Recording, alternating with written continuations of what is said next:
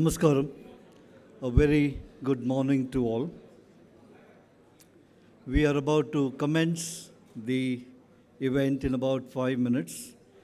This is a very solemn occasion, a very distinguished assembly is on silent mode.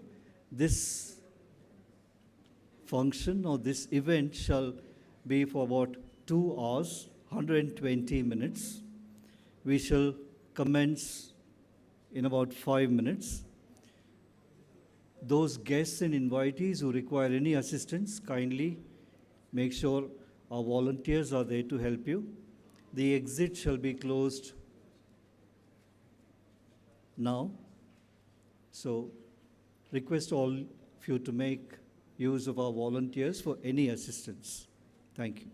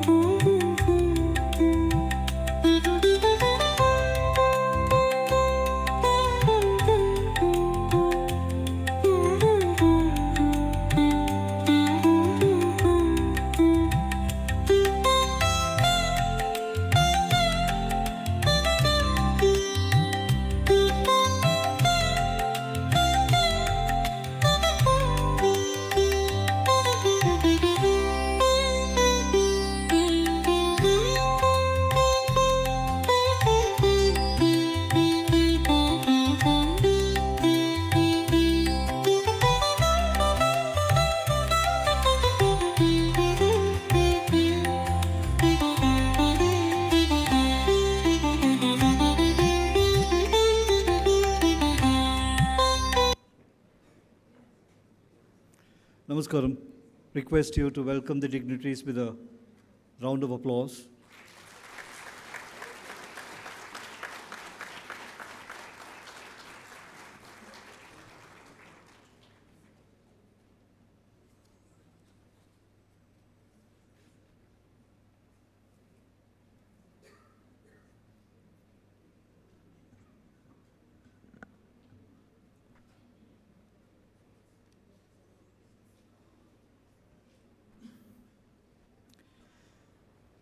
ನಮಸ್ಕಾರಂ to all. Chanakya ವಿಶ್ವವಿದ್ಯಾಲಯದ ಸಂಸ್ಥಾಪನಾ ದಿನದ ಆಚರಣೆಯ ಸಂಭ್ರಮಕ್ಕೆ ತಮಗೆಲ್ಲರಿಗೂ ಸ್ವಾಗತ.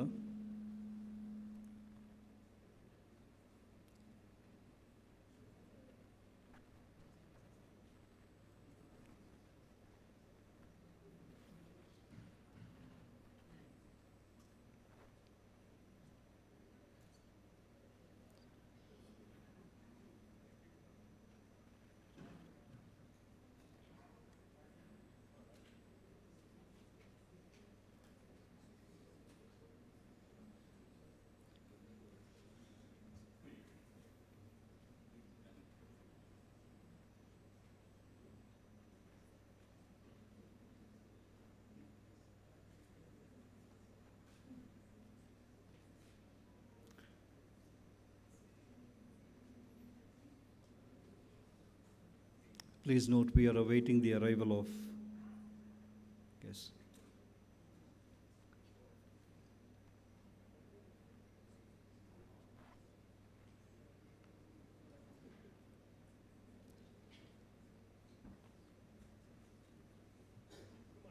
What about them? Okay. Thank you. Chanakya Foundation Day 2025. Pleased to commence this solemn occasion with an invocation by Kumari Sri Raksha, Kumari Shraddha.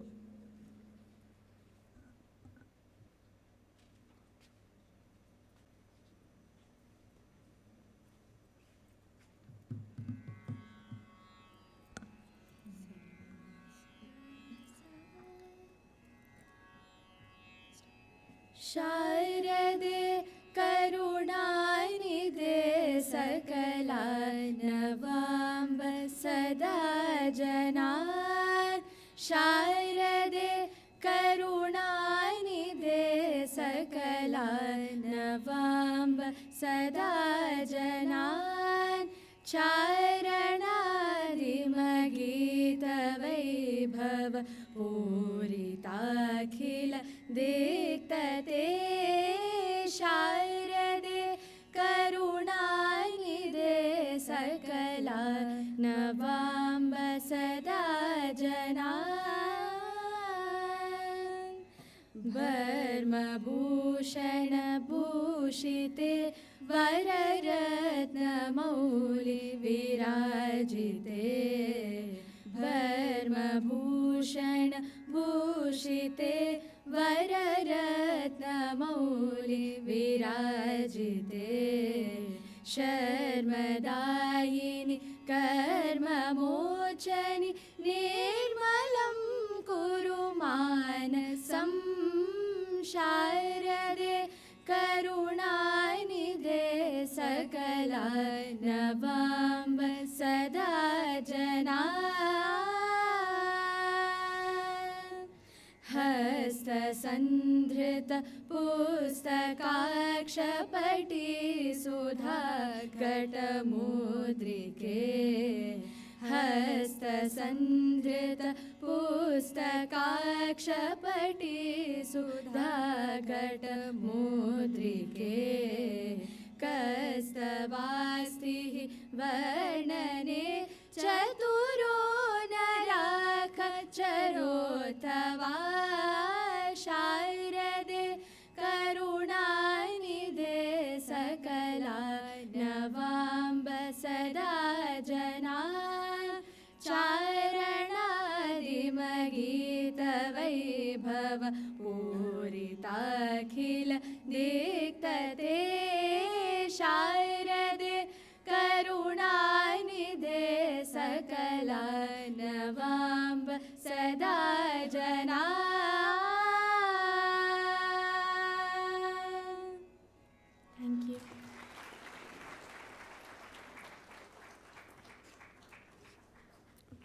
Thank you, Kumari, Sri Raksha, Mate Shraddha. Now we present the Chanakya anthem. Request all to kindly rise.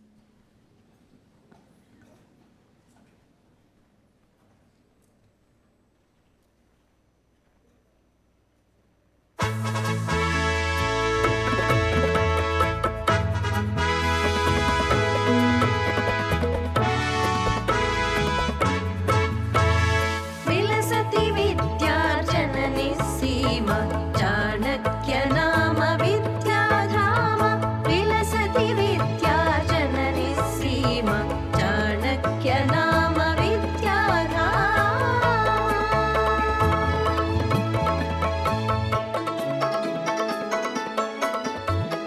ज्ञानं दिनकरकिरणसमानं नेत्रगणं च महाप्रतिभानं सृजतीदं सन्मतसंस्थानं विद्या विकसितसत्त्वनिदानं विलसति विद्यार्जननि सीमा चाणक्य नाम विद्याधाम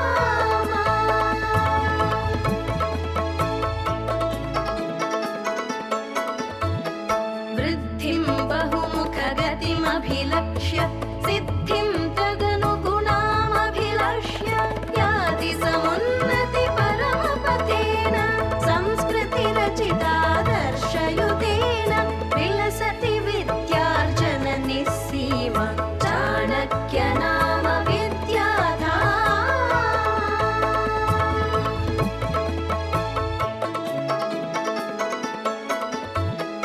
ज्ञानेच्छाकृतिसङ्गमगरिमा प्रयागराजवदनुपममहिमा जीविकया सह जीवनदृष्ट्या योजयति जनान् निश्चितशर्मा विलसति विद्यार्जननि सीमा चाणक्य नाम विद्याधाम विलसति विद्यार्जननि सीमा चाणक्य नाम विद्याधाम चाणक्य नाम विद्याधाम चाणक्य नाम Vidyadham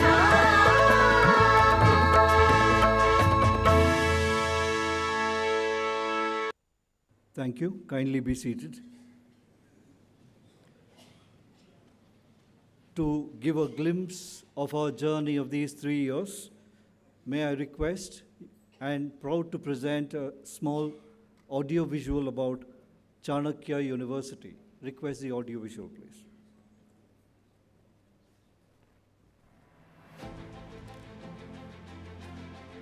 Chanakya University, an institution of collective philanthropy established by industry pioneers and thought leaders, a young and ambitious higher education destination located in Bengaluru, India's innovation hub.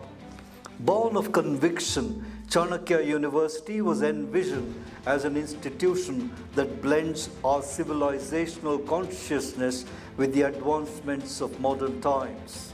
In its 4th year, the university has over 2,400 students from across India and beyond, with a vision to create knowledge and prepare transformative leaders. Our mission is to provide quality education that is affordable and inclusive through scholarships and support systems.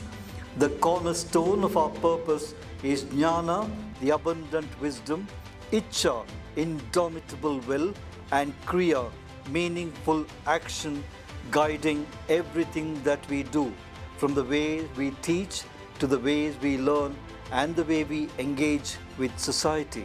The idea of the university was formalized by the founding chancellor, Professor M.K. Sridhar, together with Dr. K. Kasturi Rangan. Dr. S. Somnath, Chancellor of Chanakya University, is a visionary who embodies India's pursuit of knowledge and innovation.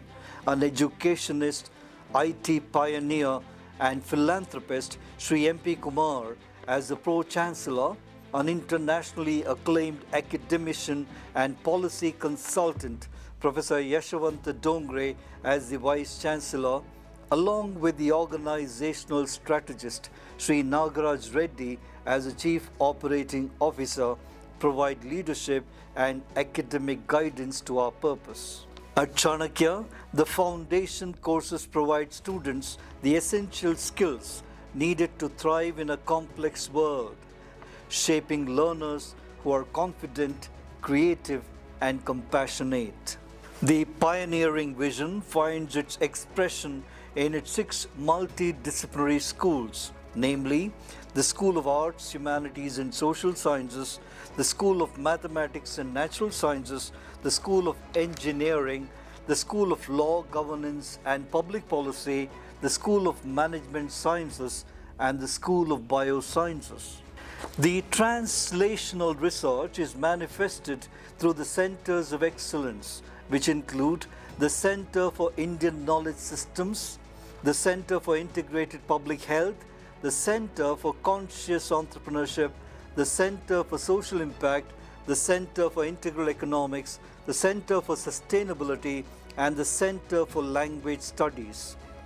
Chanakya is leading focused research through Dr. Ramdas Pai Endowment Chair on Education and Subhash Chandra Bose Chair on International Relations. Our industry interface clusters include space, defense, biomass, mobility, pharma, and healthcare to foster innovation through industry collaboration.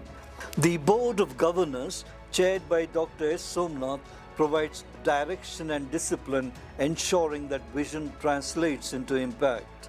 The International Advisory Council, led by Professor P. Balram, the former director of Indian Institute of Science, brings together global thinkers from science, scholarship, enterprise, and the arts.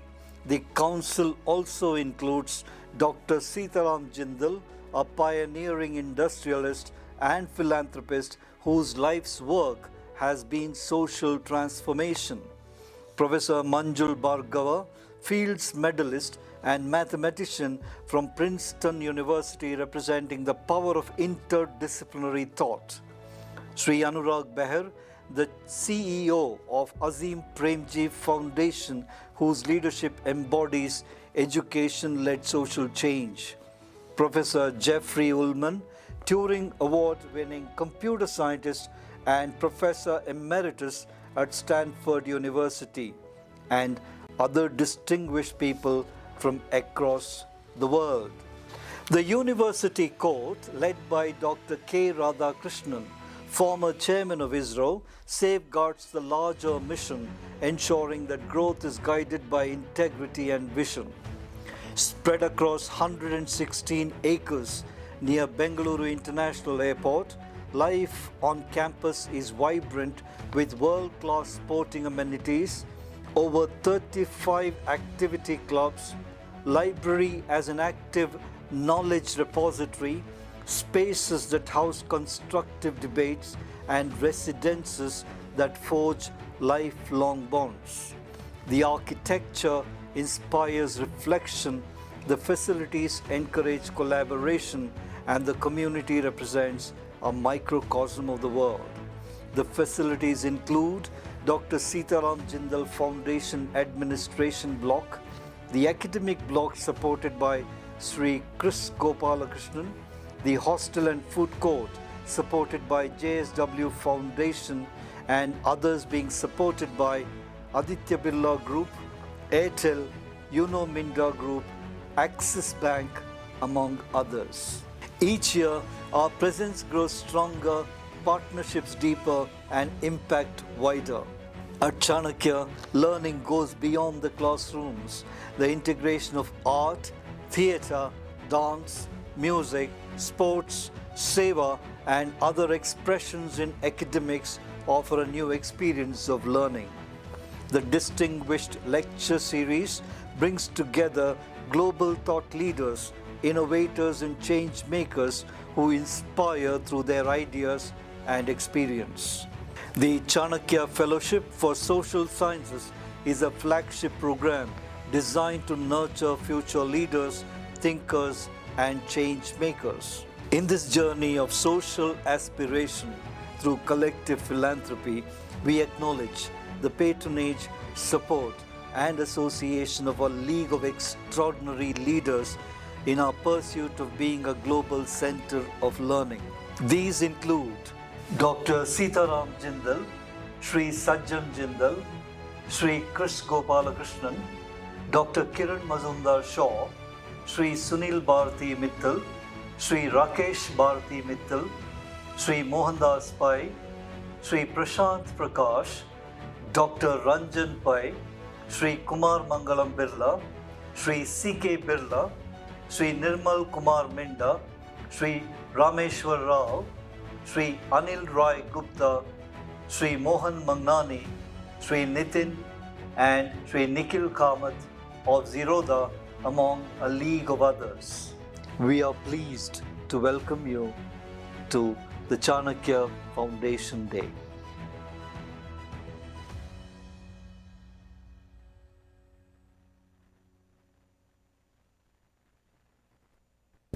Thank you, team. To commence this with a formal welcome and to set the context, may I invite the Honorable Vice Chancellor, Professor Yashwant Dongre, an academician, researcher, and internationally acclaimed policy consultant. Professor Yashwant Dongre, sir.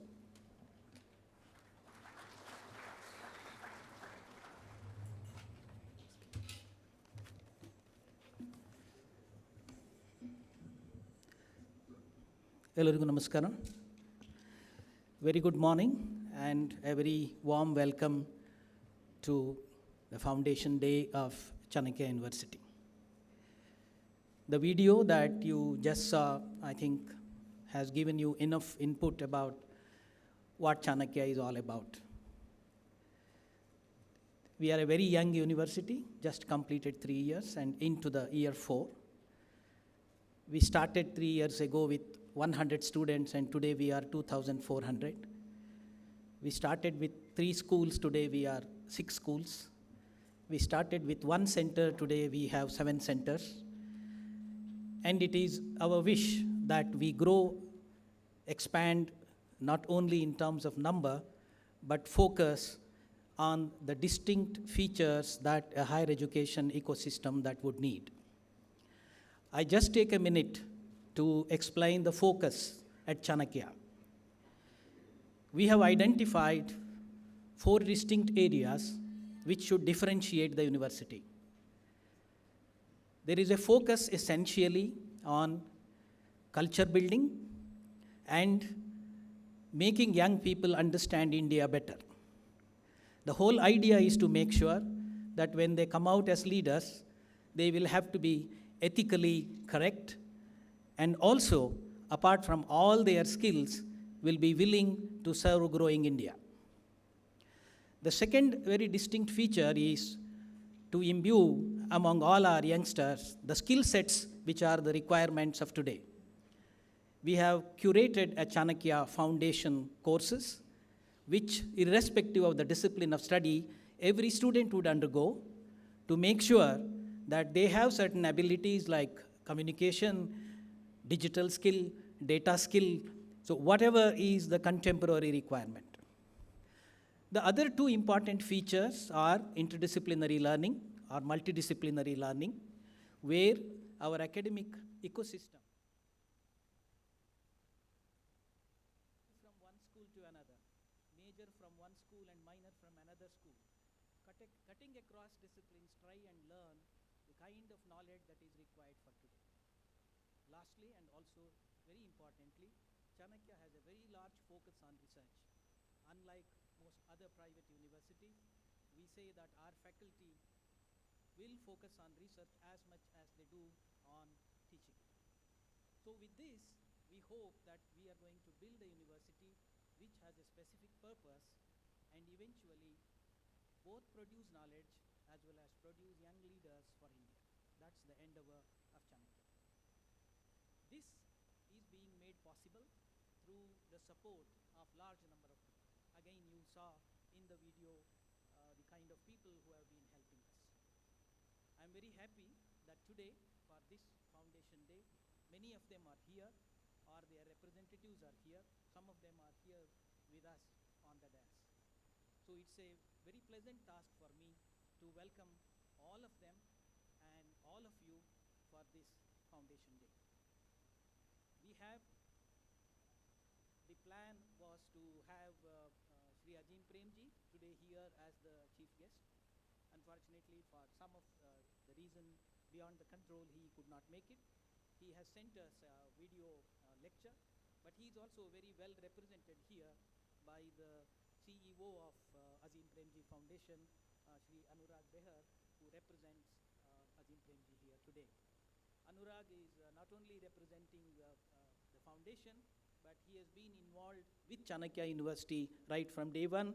He has been part of our International Advisory Committee. He has been visiting us and guiding us. So I take this opportunity to welcome in his absence Sri Ajim Premji and of course Anurag Behar representing the foundation. We have with us Dr. Kiran Madumdar. I think again I don't need to introduce her. She has been supporting Chanakya University again right from day one. Apart from being part of our International Advisory Committee, she has supported the establishment of School of Biosciences. And this school is now emerging as one of the key research unit of Chanakya University. And we all join in both thanking and welcoming Dr. Kiran Majumdar Shah for this event. The other very important supporter who in fact is visiting us now for the first time is Sri Rakesh Bharti Mittal. The Mittal Group has been helping us. He is the Vice President of the Bharti Enterprises and also the Chair of the Bharti Foundation. And today morning he has also unveiled the contributions that have been made by them. So I extend a very warm welcome to Sri Mittalji to this event. We have a special guest with us today in Dr. Shamika Ravi. Dr. Shamika is a well-known economist and she is a member of the Prime Minister's Economic Advisory Council. We are also extremely happy to say that she also sits on the Board of Governors of Chanakya University as a representative from the University Grants Commission. Very warm welcome to Dr. Shamika. Again, I think somebody who doesn't need any introduction is Mohan Daspai. And he has been both supporting us, nudging us, pushing us, and we are all always very careful because he is around. So I think thank you for all that you have been doing and a very warm welcome to you. One more very distinguished person who has been supporting us and also been part of our International Advisory Committee is Shri Prashant Prakash. I think, again, needs no introduction, a venture capitalist, angel investor, I mean, whatever you call. And he is one of the backbone for the Center for Sustainability that has been created in Chanakya University. Warm welcome, Prashant Prakash ji. We also, of course, this event is chaired by our Chancellor, Dr. Somnath. He joined us a few months ago as the Chancellor, and ever since, what I found extremely important is he pushes us as much as Mohan Daspai would do. So, and comes with very, very clear ideas and how we should, go about it. And his coming in has already initiated a few activities, especially in the mechanical and aerospace domain. We recently had a consortium of aerospace industries here where some 25 industries participated, and there is a big agenda going forward. Warm welcome to Dr. Somnath as well. We also, of course, on the dais, we have our Pro-Chancellor, Shri M.P. Kumar, somebody who founded the IT company and has been part of the founding team of Chanakya University. Typically, like an entrepreneur, he is also the one who visits us only 2 days a week, but the energy that we will have to keep ready for these 2 days, we will need all the rest of the days. So, thank you very much for that and a very warm welcome.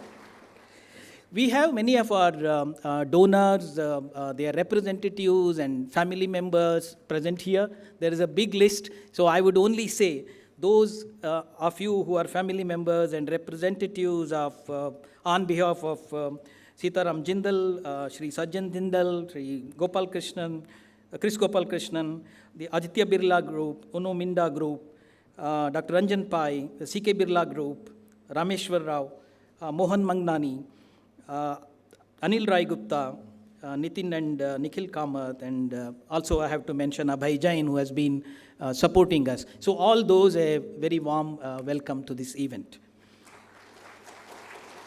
We also have among audience, I see big names, lot of you. I'm sure I don't have time to really take all the names, but I would say we have the members of our Board of Governors, International Advisory Committee, our Academic Council, our Finance Committee, Audit Committee, the present members as well as the former members, and a host of those who have been supporting us, both in financial terms, in academic terms, and all that. So it's a very good thing to see all of you around here. Once again, I take this opportunity to welcome all of you, and I'm sure you will enjoy being part of Chanakya in one way or the other. Thank you very much.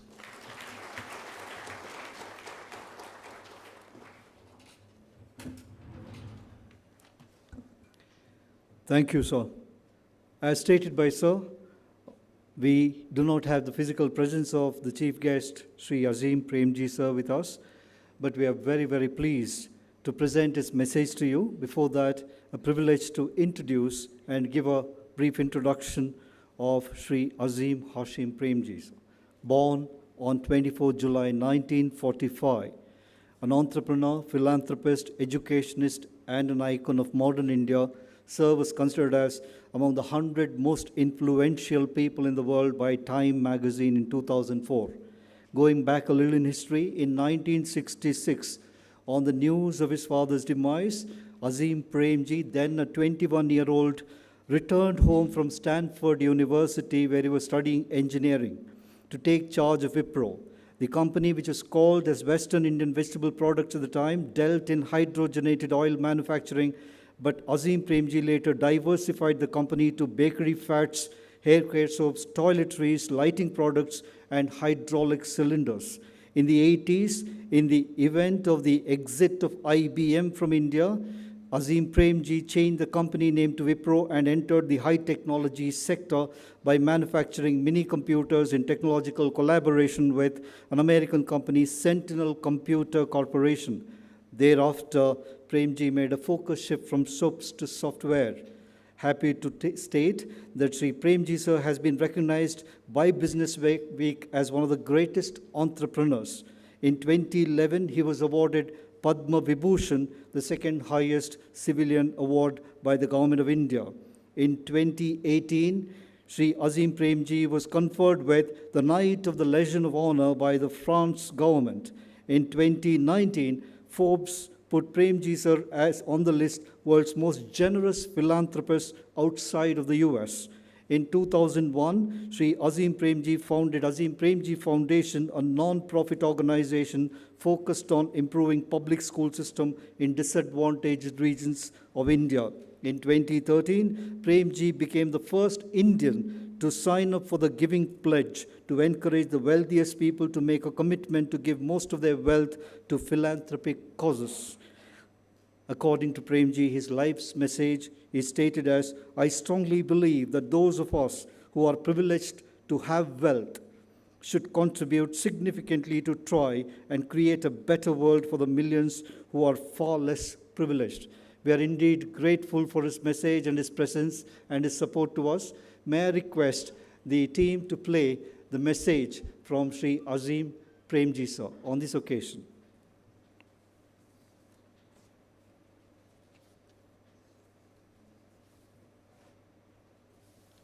All of you. This is a wonderful occasion for the university, and I congratulate all of you. I must start with the apology.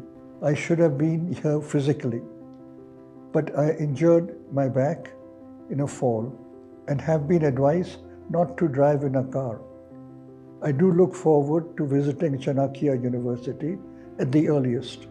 We have had the privilege to observe the development of your institute and university. from the very early stages of its idea. Having seen your journey so closely, I must congratulate the entire Chanakya team and its well-wishers for what has been built in such a short period of time. We have ourselves set up 2 universities and are in the process of setting up a 3rd one.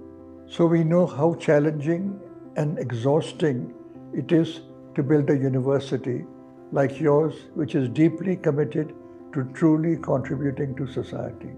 This requires continually striving for excellence in education and a clear commitment to addressing the genuine issues of the country, including the matter of equity for students.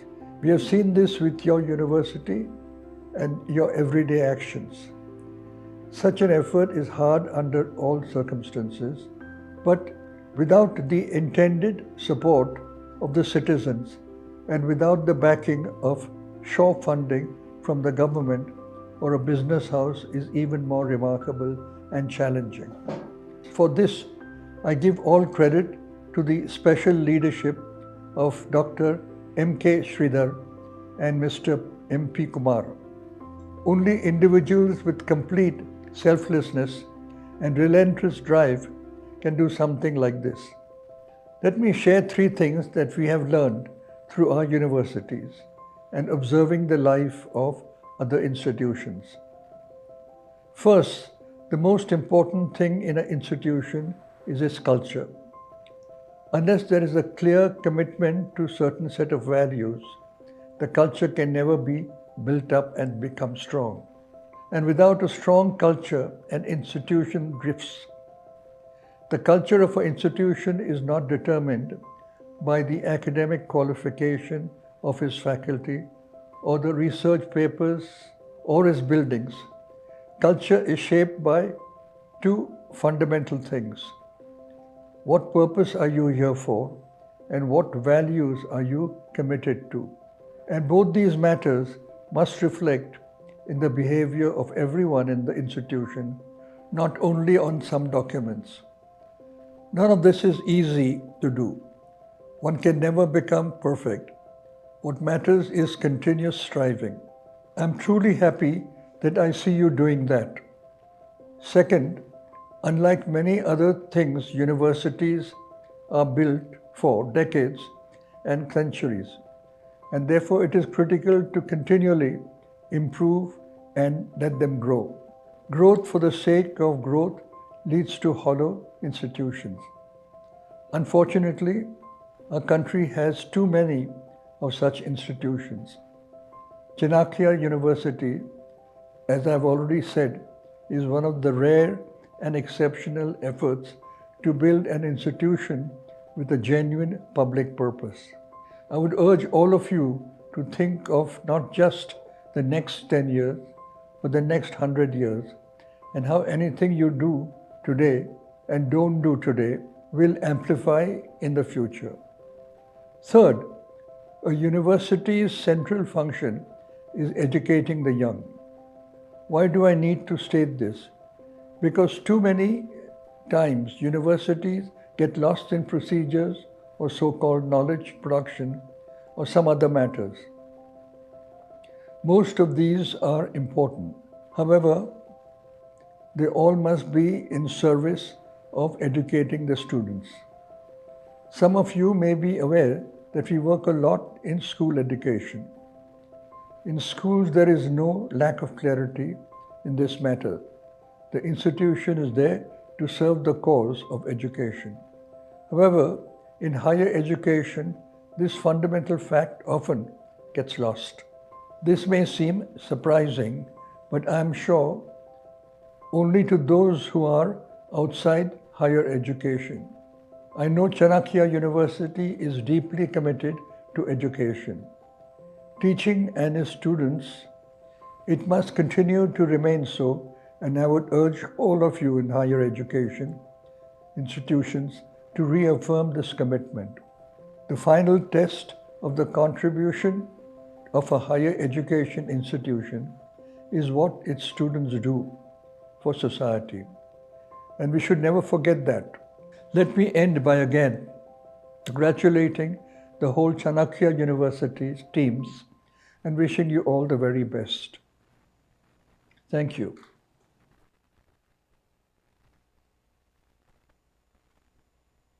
Thank you, sir. History records, and I wish to present it here, that Sri Azim Premji belonged to a very illustrious business family. At the time of partition, his father was invited to Pakistan by the founder of Pakistan, but his father decided to stay back in India, and how enriched we are for the same. Thank you for the invitation. Now, we are happy to state that Sri Azim Premji and the foundation is represented by Sri Anurag Behr, the Chief Executive Officer of Azim Premji Foundation, a respected social advocate and leader in the development sector. He has spearheaded transformative initiative in school education and healthcare across India, an alumnus of XLRI Jamshedpur and NIT Trichy. Sri Anurag Behr serves on the International Advisory Council of Chanakya University and has been closely associated with the institution. May I now request Sri Anurag Behr sir to kindly share a few thoughts on the occasion.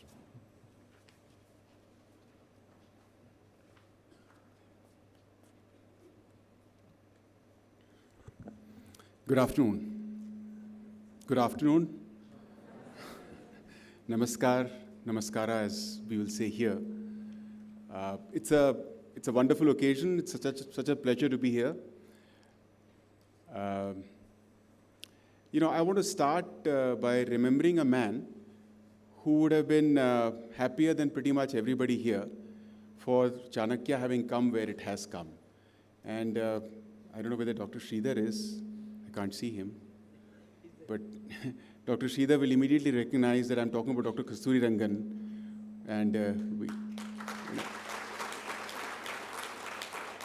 so he was an extraordinary person for all of us, many of us individually, but certainly in service of the country, and the contributions he's made in multiple spheres of this country, including the role that he played in the context of Chanakya University. So I know how much of his heart was set on seeing Chanakya become, a wonderful higher education institution.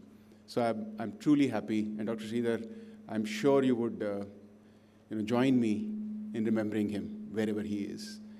So that's one. The second thing is that, and I think some of you here are familiar, that one of the problems that I face in my life these days is that when people say to me that your university is doing very well, I don't know what to make out of it. Because very often they're referring to Chanakya University, not to the Azim Premji University. And so, to the extent that, and I'm not exaggerating, last week for some reason, somebody had to give a sort of a curriculum or a biodata of mine or whatever they want to call it. And it's not as though they went to the web link on that means Azim Premji Foundation websites. They actually went to the Chanakya website and they gave that link. So, every time Professor Dongre or any one of here, you sort of categorize me as this person from outside, it seems a bit odd, right? So I'm very, very much an insider. I've seen, I remember, and I think Mr. Kumar and Dr. Sridhar will remember, perhaps the first video call that we had together on this matter must have been in 2020, during the lockdown, right? During the lockdown. And whatever I imagined about the university, and I shared everything candidly with the two of them, I must say that actually the university has come way beyond that. And I want to congratulate everybody. I don't want to take names, right? There's so many friends here, so many friends, so many people who have given everything to this university, and it's truly remarkable where you've come, right? I want to, like Mr. Premji, I want to mention three things, three specific things. The first one is that, this thing that I said, that about how people tend to get confused whether I'm associated more with the Azim Premji University or with Chanakya, that's reflective of something particular about this university, which is this university has adopted me. It's not as though I have adopted the university, right? So it's a remarkable thing for an institution to be able to adopt people like me and people like Mohan, right? And I say that with a particular emphasis, you know. I say that with a particular emphasis because what it illustrates is that your spirit of inclusion is truly remarkable. And Mohan and I are sort of, two ends of an extreme because he's like the accelerator in the car, I'm like the brake, right? So he will say 25,000 students and I'll say 250, right? So, and that's not the important point. The important point is that both of us feel for your institution, right? And you have had the generosity, the internal spirit to be able to include both of us as illustrations, but very many more. And I feel for a higher education institution, the spirit of inclusion, the spirit of pluralism, the spirit of diversity is perhaps the foundation.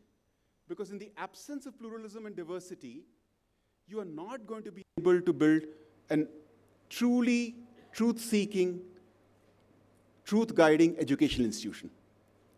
So I use Mohan in my example, but that's just because, it is truly funny, but that's the truth.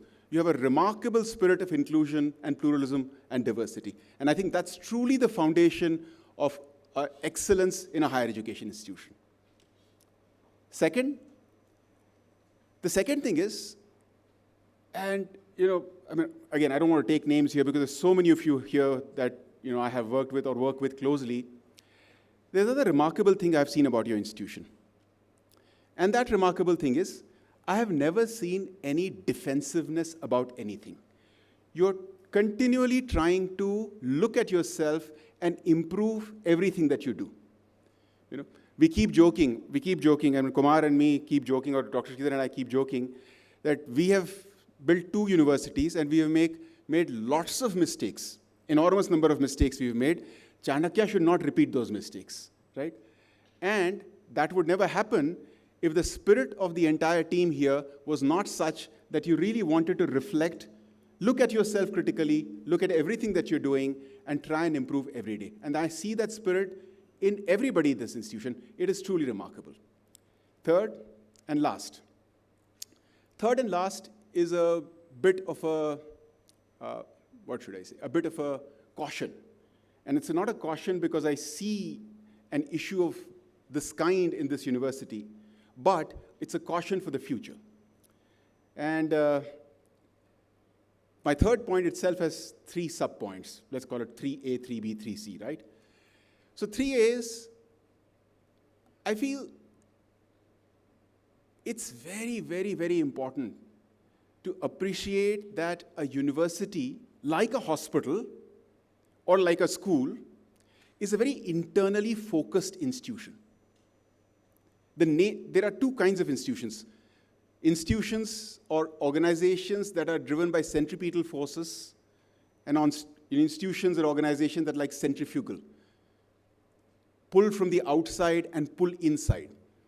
Institutions by their nature are such that we get lost in the everyday of what happens in such institutions, hospitals, universities, schools, right? I think it is absolutely critical to figure out ways by which we remain adequately focused on the outside world. Very, very important, right? 3B. 3B is that small things in an institution matter more than the big things. So the everyday, every small thing that we do and every small things that we don't do actually matters a lot more than the big thing. The big things will happen. We know we have to get so many students. We know, if you want to do accreditation, you want to do this, how is your university perceived vis-a-vis the outside? All that is fine. All of us know the importance of all that, right? But, like Mr. Premji was saying, that in an institution, the culture is everything. And that culture comes from the small things that happen every day. And to go back to the earlier point, the kind of mistakes that we have made, we will make our best efforts that it's not repeated here. Lastly, that's 3C. 3C is, I think Chanakya University is truly special. It's truly special because it's something that has come out of thousands of people coming together. Right? So when talks about civil society, when talks about society in general, this is truly a societal effort. It's truly a societal effort. And I think it's important to make sure that we have mechanisms which ensures for the next 100, 200 years, this institution remains as such, right? To truly remain a socially focused, socially driven institution. And given what I've seen over the past 4 years, I have the greatest of confidence that it will remain so. With that, let me thank you, let me congratulate all of you, and it's just wonderful to be here. Thank you so much.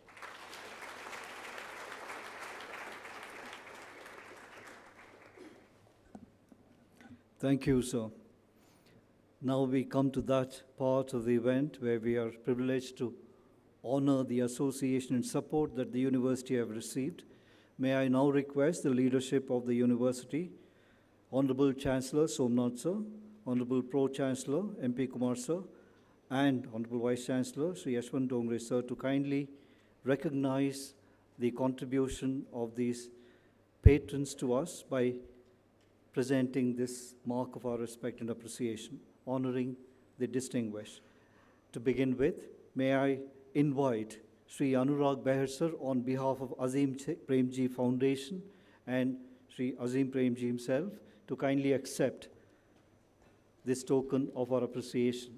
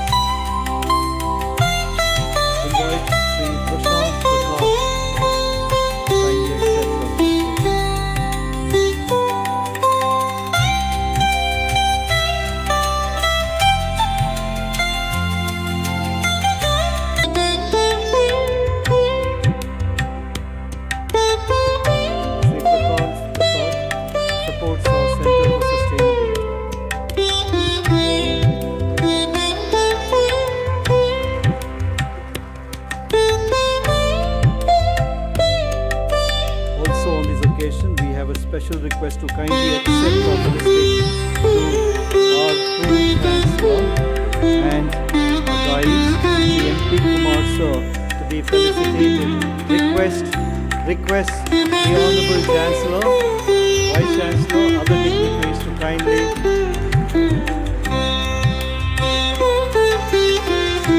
the MP Kumar Sir, a tech entrepreneur, an educationist, a philanthropist, and the Pro-Chancellor of Chanakya University.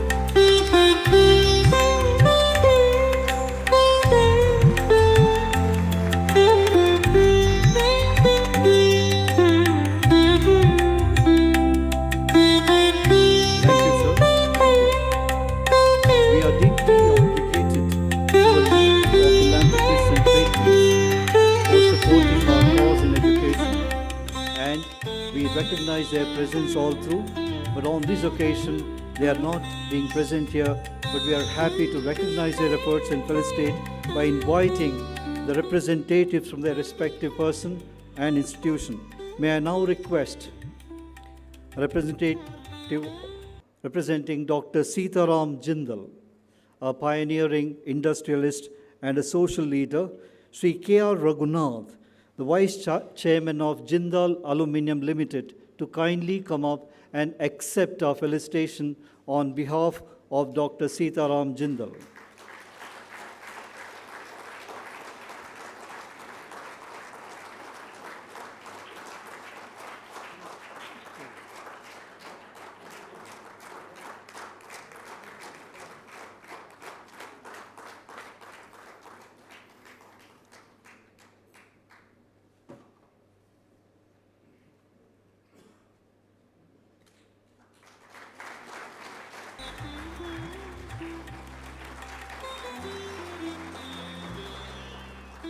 Thank you, sir. Sri Sajjan Jindal, sir, is represented by the Vice President Corporate Affairs, JSW Limited, Sri Mani C. Manuel. May I request Sri Mani C. Manuel to kindly come to accept the felicitation.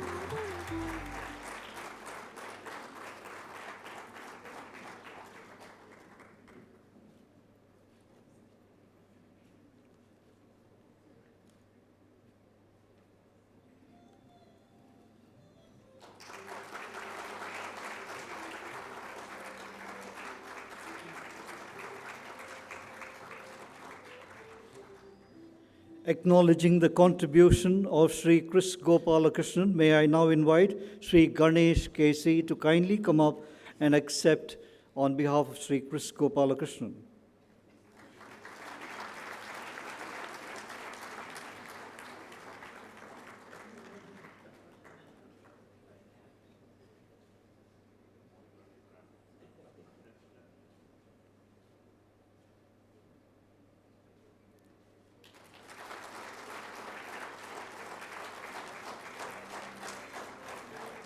Thank you, sir.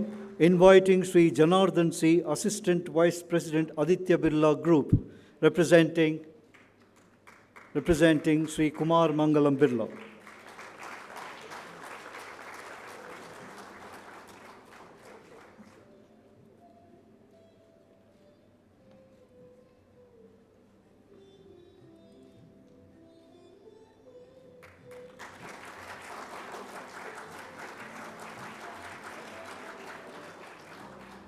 We have with us today Sri Atul Swarup, Vice President, Uno Minda Group, representing Sri Nirmal Kumar Minda, MD, Uno Minda Group. Sri Atul Swarup, representing Uno Minda Group.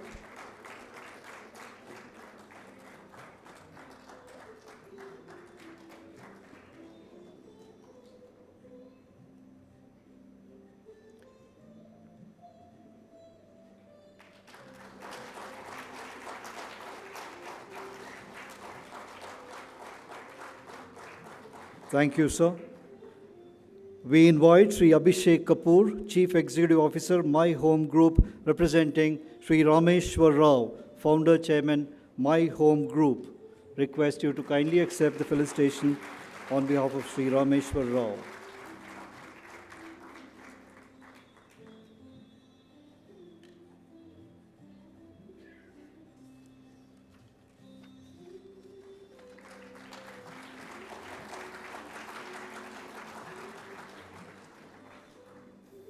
Thank you, sirs.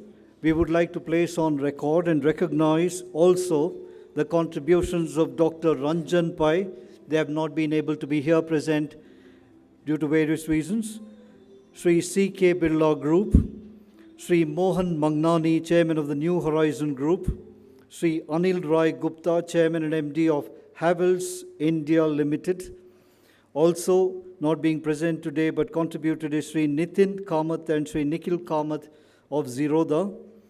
We also recognize and acknowledge Sri Abhay Jain, former group advisor, Manipal Group, who has been of great association with us.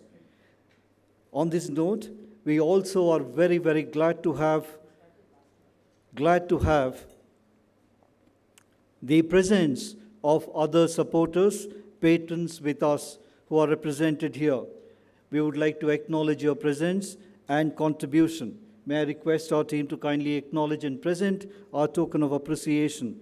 We have with us representative from Axis Bank, Sri S. Anand, Senior Vice President and Circle Head, Axis Bank. Request an acknowledgement of the presence of Axis Bank representative.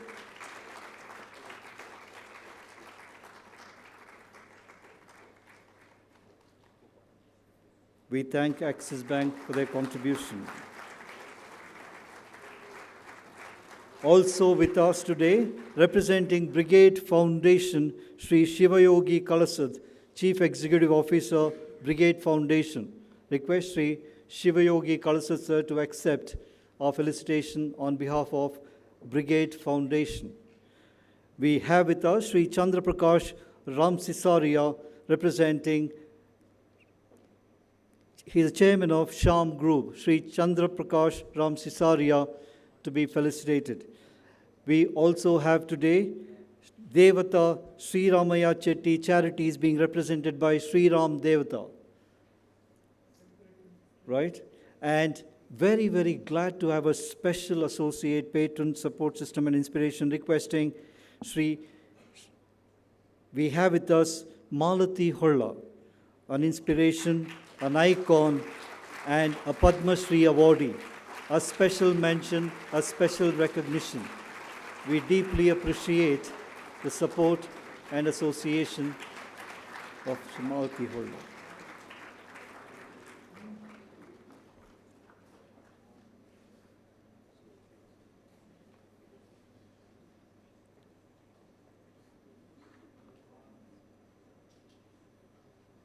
Thank you. May I now make a brief mention of all those distinguished contributors to Chanakya University, and they are present with us, but today they are not able to make it for certain reasons.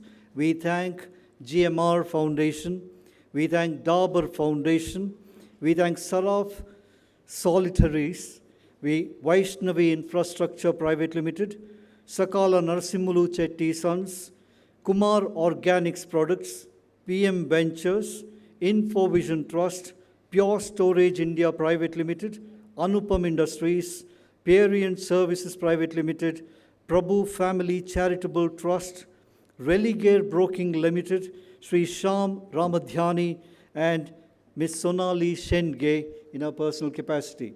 These are some of our associates who have been with us in patronizing Chanakya University as a learning center. I thank the leadership and dignitaries for doing the needful. Now, it's time to understand the thoughts and messages from these distinguished people. May I now take the honor of inviting Dr. Kiran Mazumdar Shaw, Executive Chairperson, Biocon Limited. Needs no introduction, but ma'am has been an early support of Chanakya University, supporting the School of Biosciences. Madam Shaw.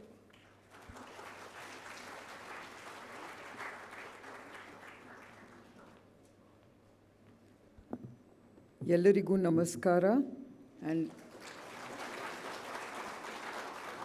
let me start by congratulating my good friends Mr. N.P. Kumar and of course Dr. Sridhar for really building this wonderful university in such a short time. I had never imagined that coming today I would see this scale of a university in motion. I'm also absolutely delighted that I could support a very, very important center of excellence at Chanakya University, which is the School of Biosciences, something that I'm very personally passionate about. And I would like to thank Professor Subramania for really rising to the challenge and starting this effort in a way that is going to be world-class. So let me start by sharing with you the excitement of biosciences. The future of biology is computational. And AI has transformed biology from a descriptive science into a design discipline. India's demographic diversity and digital health scale gives us a unique advantage in generating population-level biomarkers, real-world evidence, and genome to microbiome insights. These are the very foundational layers for precision and personalized medicine. In just the last 2 years, multimodal AI has changed the velocity of discovery, powering everything from protein folding and molecular docking to vaccine design and clinical prediction. We are already designing molecules with AI co-pilots. We are predicting protein structures in minutes, and we are personalizing therapies down to the individual patient. India is moving fast. The India AI mission, with over $1 billion committed in funding, is laying the foundation for compute infrastructure and a national AI innovation initiative. But global leadership will demand more. We must build a sovereign AI stack, our own models, our own data architectures, and eventually our own semiconductor ecosystems. And we must lead not just in AI, but in green AI and ethical AI, ensuring that technology remains energy efficient, inclusive, and free from bias. Let me also now harp on a very important aspect of biology, which is bioengineering. Bioengineering is about designing life for good. If AI is biotech's brain, then bioengineering is its muscle and imagination. We now design cells, molecules, and biological systems the way engineers design machines, with intent, precision, and most of all, purpose. And the applications are profoundly transformative. Let me give you some examples. In healthcare, cell and gene therapies are delivering remission in cancers and deemed incurable diseases. In other areas, the first CRISPR-based therapy has been approved for sickle cell anemia, and it has rewritten the rules of medicine. In agriculture, CRISPR-edited crops can withstand drought, disease, and climate extremes. In the area of nutrition, smart proteins and cultivated foods can eliminate malnutrition in a sustainable manner. In other areas, bioplastics, co-capturing microbes and fermentation-derived chemicals can build a circular, low-carbon economy. But for India to lead, we must also address stark gaps. We have only 260 researchers per million, less than $1 billion in annual biotech VC funding versus 100 times this in the US. Biotech parks employing thousands when they should employ tens of thousands. We have strong catalysts: the Genome India project, Ayushman Bharat's digital backbone, etc., etc. We have also got much to be proud of. We have grown India's bioeconomy from 10 billion in 2014 to 165 billion in 2024 and are on track to reach 300 billion by 2030. But the next phase of growth must be driven by a strong triple helix of government, industry, academia partnerships in research and innovation, a science-first, tech-enabled regulatory system, and an agile, risk-balanced, innovation-friendly policies. The next breakthrough in biotechnology will come from your ideas, your courage, your labs, and your conviction. That's the message I have for Chanakya University's Center for Biosciences. So I urge you, dream audaciously, experiment fearlessly, and innovate with purpose. Biotechnology is not merely an industry. It's the solution space for humanity's greatest challenges. To cure, not just treat diseases. To nourish, not just grow crops. To generate, not just consume energy. And to regenerate, not just protect the planet. So with those messages, I do hope I have conveyed to all of you, and especially the researchers and the students of Chanakya University, as to what the future is all about and what you need to do as a duty and a service to the nation in research and innovation. Thank you.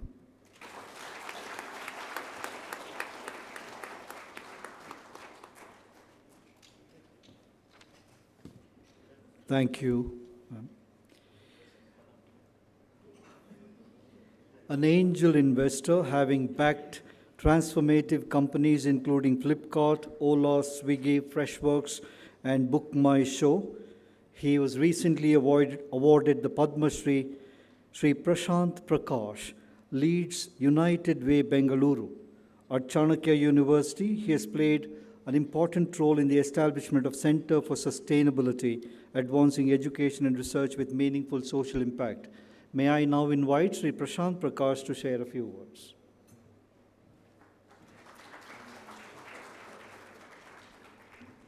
Ellarigu namaskara. Good afternoon.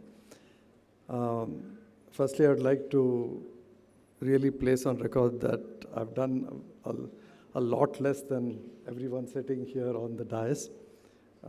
Yes, I was there at the very first meeting that Mr. MP Kumar had with the founders and some startup entrepreneurs. Mohan was there in Bangalore, but so I think me being here is more a recognition of the value of entrepreneurs and founders and not myself. So anyway.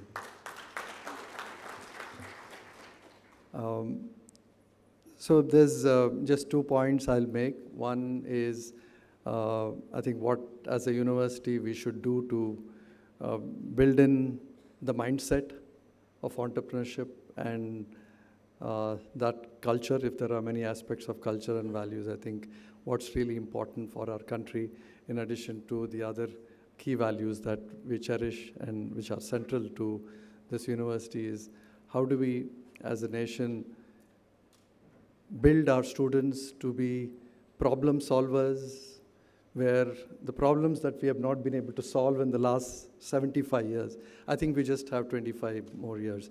I think there will be a lack of patience if the same societal problems persist. And what we've been able to do in industry to solve many of the other commercial problems, why can't we use the same ingenuity and the same innovation, same creativity? And a lot of our entrepreneurs today are willing to choose. It's not about whether you're for profit or not for profit. I think the mindset of wanting to create an impact, I'm starting to see that more and more central to a lot of new entrepreneurs.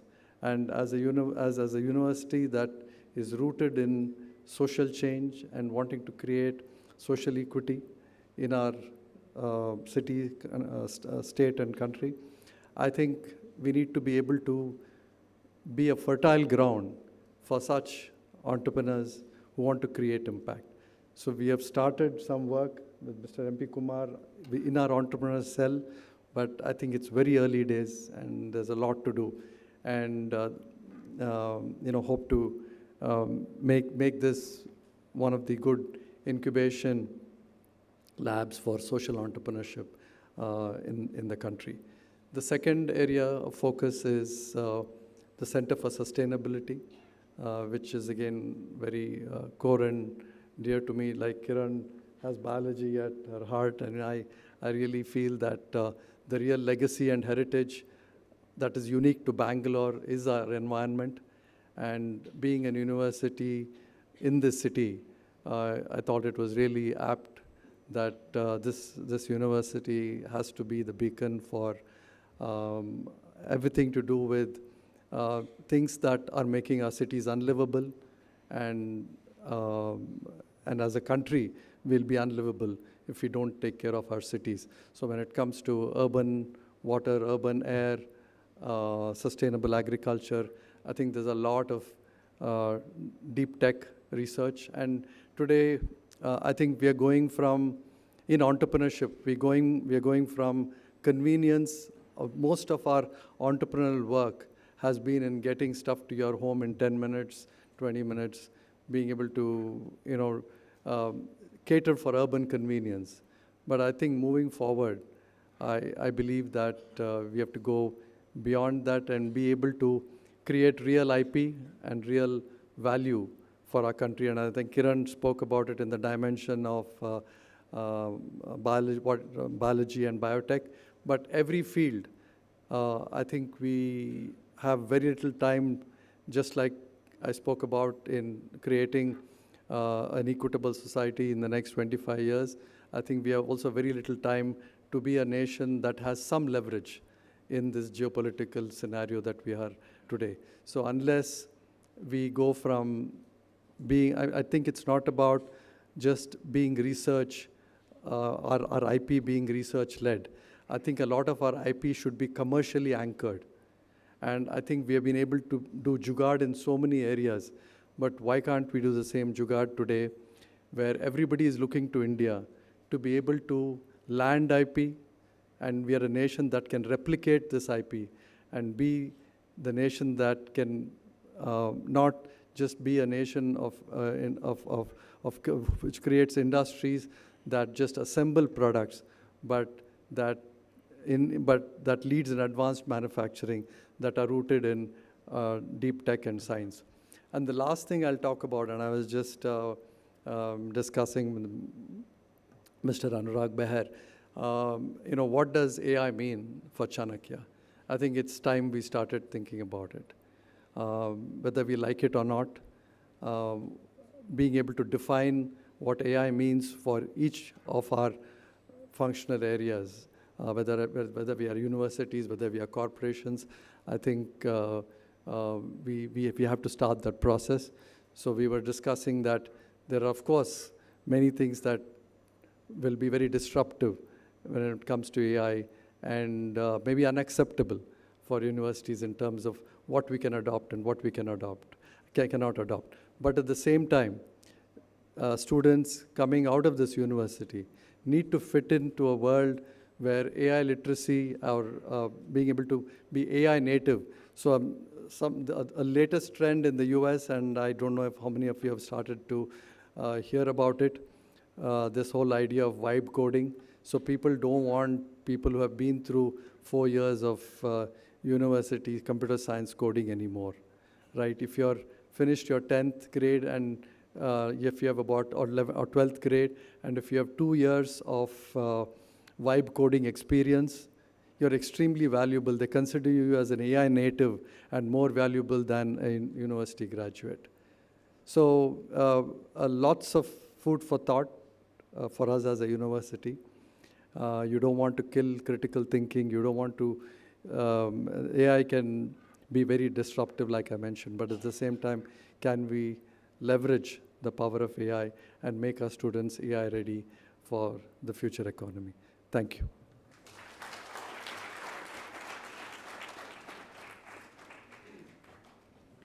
Thank you, sir.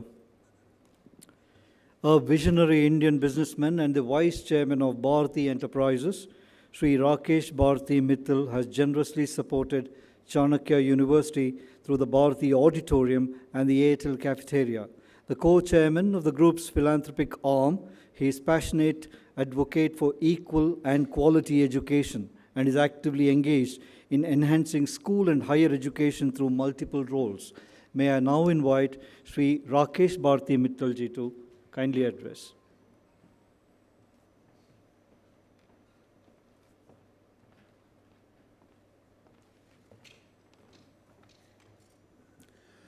A very good afternoon. After a few speeches, I need to wake you up. My friends on the dais, the faculty, students of Chanakya University, first of all, my compliments to the management for setting up an institute which is deep-rooted in sanskar. I think my first step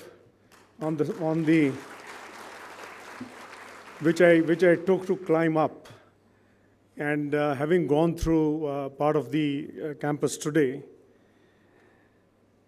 I think clearly speaks about how a huge value system has been implemented in such a short time, and how a huge value system will be the bedrock of the university in future.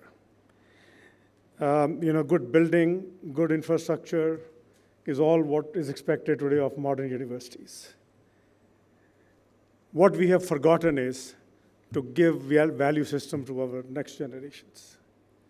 The schools, the universities, the parents, the teachers, the faculty, the society have forgotten the most important aspect of a human life. So that is where I would say I was very, very happy when I entered the campus. And this does resonate with the Bharti DNA.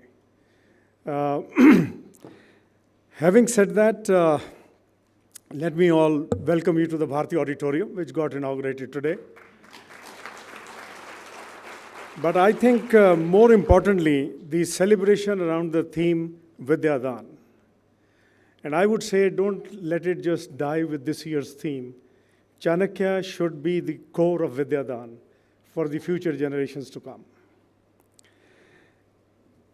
What is Vidyā-Dāna? I mean, we all know it's his giving of knowledge, but to my mind, this is the most sacred of a giving, or of the giving.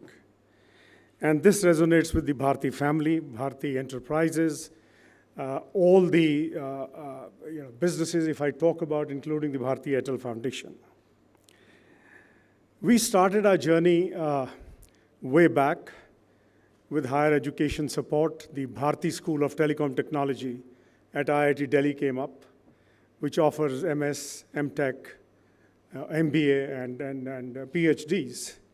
And that was a journey which also propelled us into the school education. 2006 was the year when the then Prime Minister, Dr. Manmohan Singh, came and inaugurated the Bharti School. And he gave a clarion call to the private sector to get into primary education.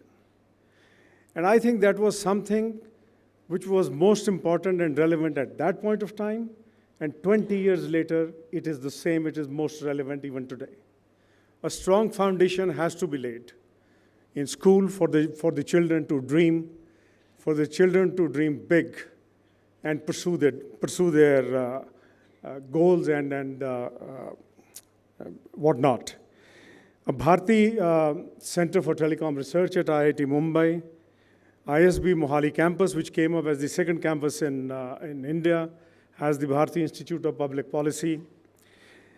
And then Plaksha University came in, Chanakya University, Anant University in Ahmedabad, the School of Future Excellence. The building is getting completed very soon. So this is one part of what we do, and I'm not going to talk about business. I think business has already been talked about much today. But having said that, on the higher education, one thing which we launched last year, and I'll tell you why I'm talking about this, a Bharti Airtel scholarship program, which is available to a student who gets admission in the top 50 ranked engineering institutions in India. And they get 100% tuition fees, boarding, lodging, a laptop, senior mentorship from leadership of Bharti across my companies, with one caveat that when they are standing on their feet in life, they will, on a continuous basis, support one child education, at least, for life. And last year was the beginning when we wanted to take in 250 students. I interacted with about 90 in my office. Without exception, everyone said, why one? We will do multiple students. And I think that is something which is the Indian ethos. Because a family, a person who has walked that journey, knows the pain of others. And therefore, that was something which we launched. This year, we took 500. And next year, the intake will be 1,000 students. So at its peak, we will have 4,000 Bharti scholars. And what I'm going to say now is for the chancellor, the pro-chancellor, and the vice-chancellor of the university, Chanakya needs to get into the top 50 rankings. So I am putting a goal in front of you if you want to make sure that your students benefit through the Bharti Airtel Scholarship Program. Because sometimes some homework and inspiration needs to be also left behind for the management. Today, the foundation reaches out to 2 million students on an annual basis. 155 village schools, primary, elementary, and K-12, 37,000 kids, 51% girls, get free education. They don't pay a single paisa. We have partnered with government schools, 1,200 plus government schools in 12 states for a quality support program.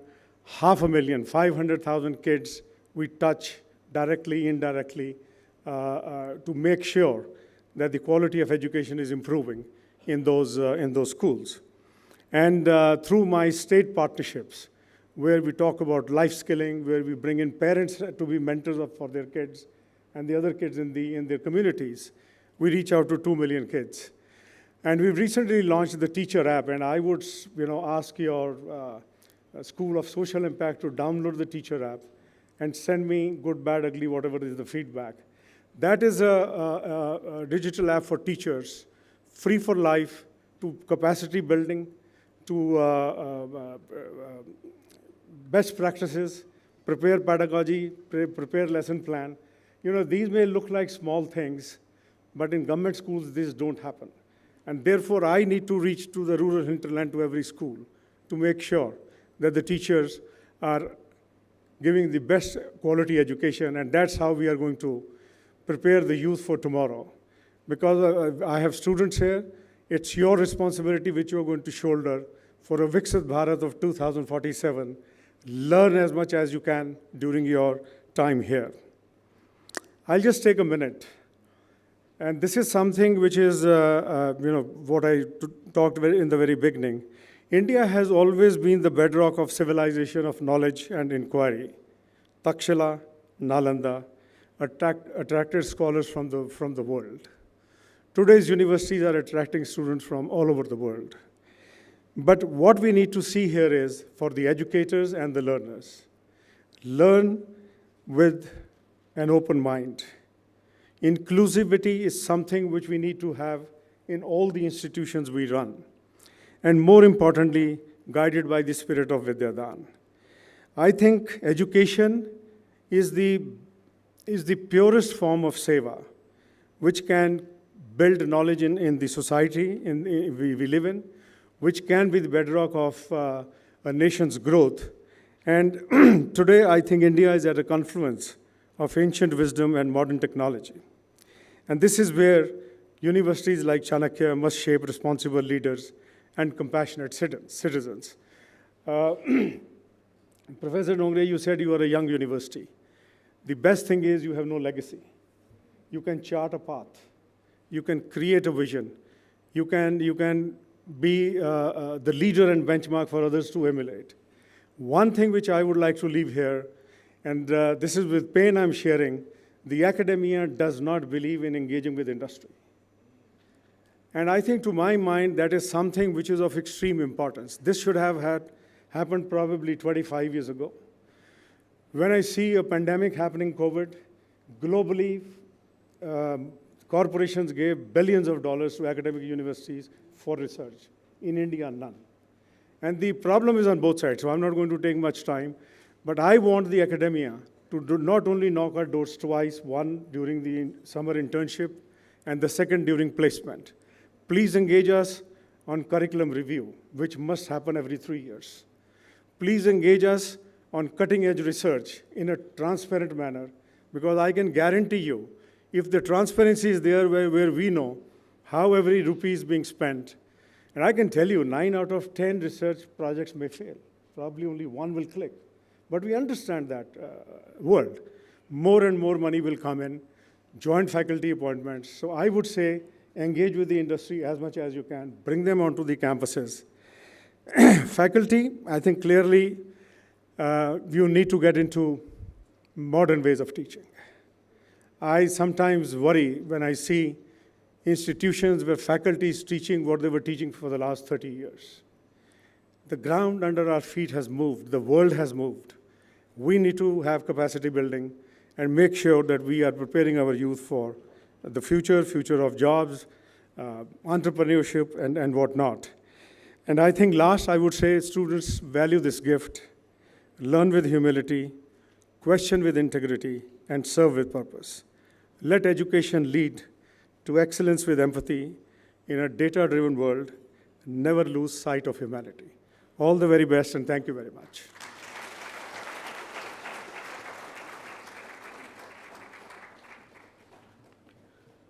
Thank you very much, sir. Due to certain pressing concerns, I understand that Sri Prashant Prakash sir needs to leave, and we thank him for his presence. One of the most distinguished financial expert, philanthropist, and a social commentator, Sri Mohandas Pai sir was awarded Padma Shri in 2015. Sri Mohandas Pai sir is deeply committed to social causes and has been a co-founder of Akshaya Patra Foundation, the world's largest school meal program. At Chanakya University, sir has generously supported the Subhash Chandra Bose Chair on International Relations. He is a part of the Board of Governors and a constant guide and mentor. It's always a joy to listen to sir. May I invite sir?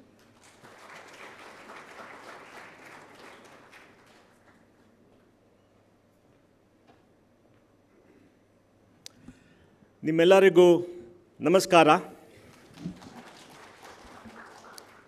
A university is the pinnacle of human civilization. It represents humanity's yearning to be creative, to discover, to achieve, and to make sure they go ahead. A university represents a place where the brightest young minds come from all corners of the world to work, debate, learn, interact, and finally go back to change the world. A university is an idea. A university is part of the community. It belongs to the community. It belongs to no single person, but belongs to the community because it's part of the community and makes up a community. A university is a place where there's a constant clash of ideas in the quest for perfection, in the quest for discovery, without any ideology, without any shutting out of people, but all shades of opinion are welcome. Like Rabindranath Tagore said, where the mind is without fear and the head is held high, into the heaven of freedom, my father, let my country awake. And that represents a university. And that is a dream for Chanakya University. To be a place where the brightest young people from all over India and the world come and work interact with great professors, great intellectuals, talk to them, argue with them, work with them, learn from them, and go ahead. And when they go into society, which is the ultimate target of a university, they become social change agents. They become social change agents like Anurag Berar, who wants to create a very inclusive society and is devoted his life. Like our Empress, Kiran Mazumdar Shah, an entrepreneur who started with everything against her, with zero in the bank, and has become one of the greatest entrepreneurs India has ever seen, and who fights for us all the time to make a better life for all of us. A great scientist like Dr. Somnath, who dreamt of going where humans had never gone before, and still keeps dreaming and achieved a lot. A compassionate capitalist like Rakesh, who says always, the objective of business is to make a lot of money, and the objective of making money is to give it away during your lifetime and not later for somebody else to possibly see what to do. And Shamika Ravi, as an academic who works with data, who finds out the truth, was no ideology but data, and uses economics to change the ways the world operates. And a compassionate educationist like Dr. M.P. Kumar and Dr. Sridhar, who dream of the day when every young person in this country can get a great education and achieve their dreams. All of us want society to do better. All of us want our young people to do better. Every child in India is our child. No child should be deprived of education for want of means, because they are the future. And we benefit from the hard work of our parents, from the hard work of everybody who has been there before, our leaders, our businessmen, our academics, our teachers, because they all invested in us. And we go forth in the society and work hard to create a good life for ourselves and our families, and to create wealth so that more and more young people can prosper and create Rama Rajya in India. Because what is Rama Rajya? Rama Rajya is a society where everybody can dream and achieve their dreams. Rama Rajya is a society where there is justice, justice for all. Rama Rajya is a society where the poorest of the poor can stand up with their head held high against any insolent might and demand that they get justice. And Rama Rajya is a place where there is dharma. But dharma shall prevail. And all the time, we will fight against adharma, because life is a battle between dharma and adharma. And Rama Rajya is a place where a human being can embark on an eternal quest of discovery and perfection and the reasons for the existence. And that is society we must create. It is very difficult. It is idealistic. It is tough. It takes many lifetimes. But Nalanda lasted a long time. Students walked from thousands of kilometers from all the world to come to Nalanda to knock on the door and ask them to be allowed in. Because they're the Dwarapal, but they had to pass a test, Samika. There's a test. And they passed the test. They came inside, and all the great scholars spent their whole lives on them, educating them and teaching them. And they stayed there, accept the education. They questioned them, and they said they want to be better than their teachers. And they went forth into society all around the world and changed the course of humanity on this planet. That is the ideal that we should strive for. Thank you.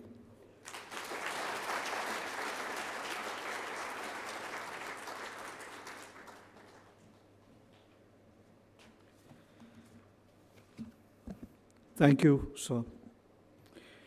Sri Chris Gopalakrishnan, a distinguished technology leader and an entrepreneur, has played a key role in shaping India's IT trajectory.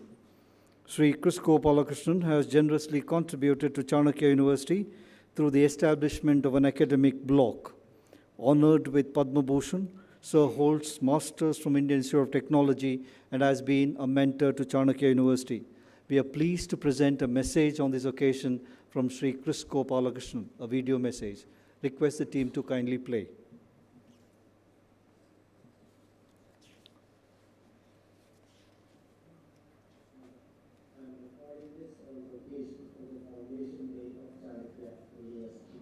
I'm glad to at least participate on this Foundation Day.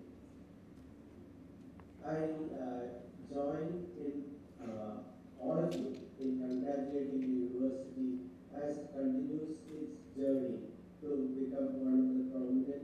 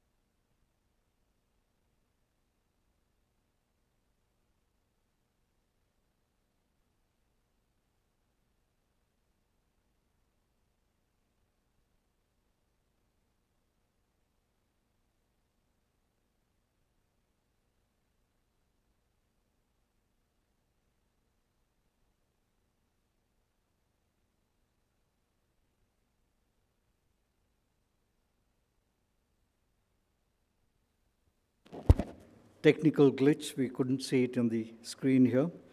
A distinguished Indian industrialist with over 4 decades of experience in the automotive component industry, the Minda Group has generously supported the establishment of the Suman Nirmal Minda Foundation Guest House. Under Sri Nirmal Kumar Minda, Chairman, Uno Minda Group's leadership, the group has become a cornerstone of India's auto parts sector, supplying high-quality components to major automobile manufacturers across the country. We are pleased to present a message from Sri Nirmal Kumar Minda, Chairman, Uno Minda Group on this occasion. Kindly the videos, please.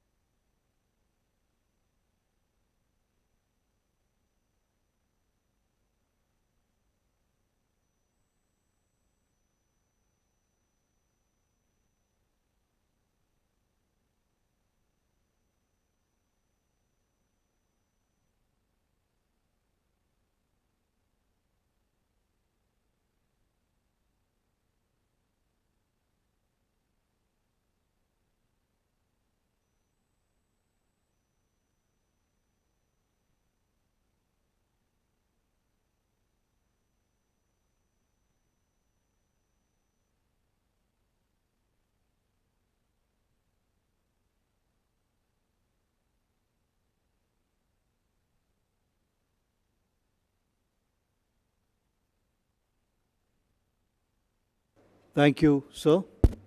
Thank you, sir.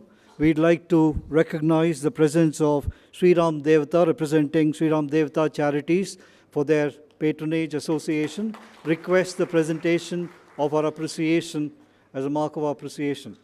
Request you to kindly accept a token of our appreciation for your association.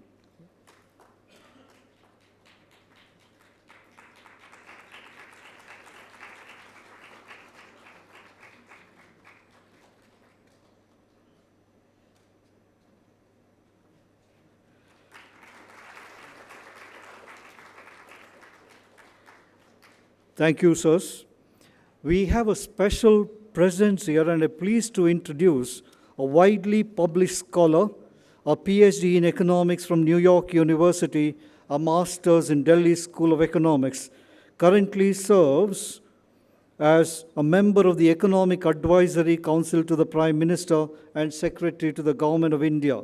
We are very pleased to have the presence of Dr. Chanakya Ravi, a distinguished academician, researcher, public policy consultant spanning areas of development, healthcare, urbanization, welfare, and poverty. May I invite you, ma'am, to share your thoughts.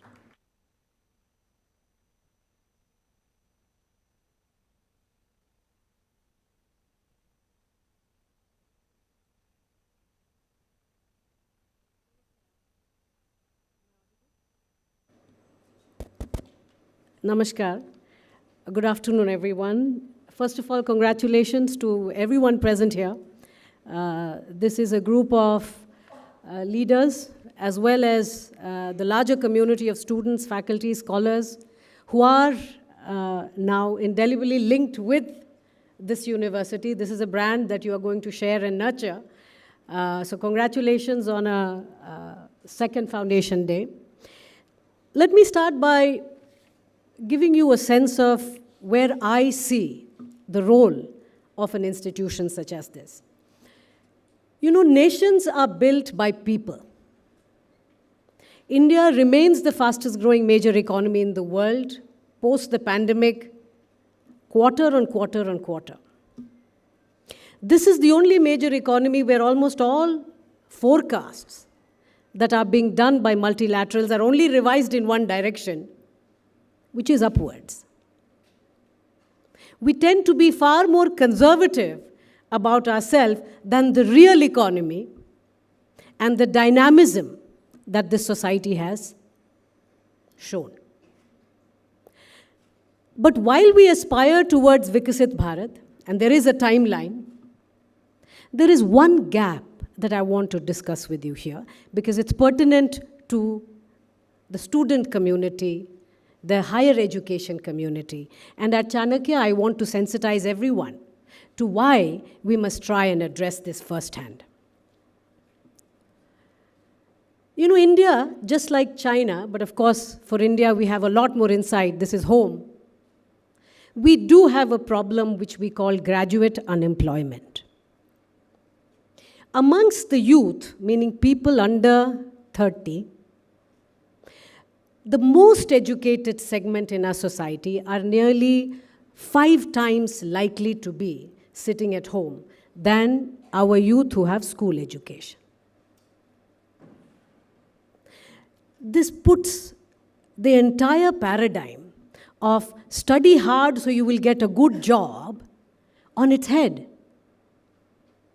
Because simultaneously, while we are seeing such high degree of graduate unemployment, we are also seeing industry survey after industry survey, which tells us that the biggest constraint to growth of existing firms or establishment of new firms is no longer capital. Firms do have the capital, they are able to raise the finances.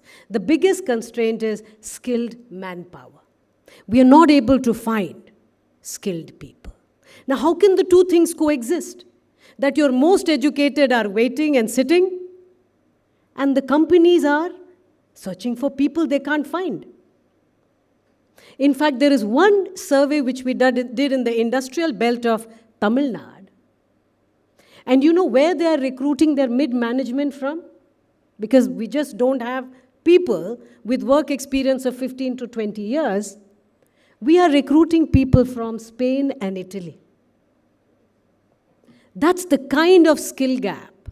Of course, manufacturing has had to be resuscitated in this country after fundamentally believing that we will make a transformation from agriculture to service. We don't need manufacturing. So there's been a lot of policy correction there. But the reason I'm talking about this is that dissonance is because historically we have been giving out degrees, but the industry and the market and a growing economy like India needs skills. And an institute such as this must be pivotal in plugging that gap. We cannot afford to have gaps where education system continues the way it has historically been, giving out degrees, and markets continue to suffer because we just can't find skilled. Part of this was resonate. You can hear what some of our speakers, Kiran spoke about it, Rakesh spoke about it, Mohan spoke about it. Historically, we have not spent much money on R&D. But as of the last 2 years, we have made resources available and announced major schemes such as the Research Development Innovation Fund, ANRF, 1 lakh crore over the next 5 years. But you know, my biggest concern is not money. My biggest concern, we will not be able to spend that money. And you know why? Because we are not going to get sufficient alignment from my own community, which is the academic community. Aspirationally, ambition-wise, Vikasit Bharat needs universities and our centers of excellence to align itself with this whole agenda and mission of nation building. That's what leads you to the purpose. Why is it? What is it that education in Chanakya is going to be different? In what ways than we have traditionally thought of getting a degree? And of course, there are larger purposes of nation building, but at a more micro level, at a student's level, at a faculty level, at a scholar level, it really translates into striving for excellence. We do expect publications, but those publications over time also finds development and actual value creation, which means working with industry, exactly the plight which you just heard from one of your donors. That we do need our students to be ambitious. We do need our faculty to be ambitious. So as a community at Chanakya, I'm here to lend full support from Delhi that we need to aspire more.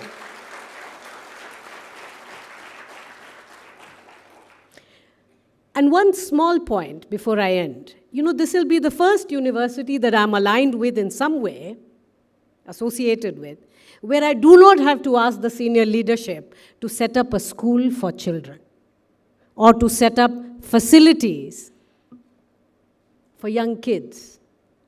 You know why? This will be your single biggest investment into retaining women faculty and women scholars. There is a reason that women, and I see a lot of women, and I'm told women contribute, or they are more than half the university in terms of strength, student strength. Women are getting more educated than before, ever. But the minute it comes to the job market, because we don't have any of this support infrastructure, and you know that the families are breaking down, and you're urbanizing fast, which means you're coming from far-off places, without this kind of a support to your women faculty and women scholars,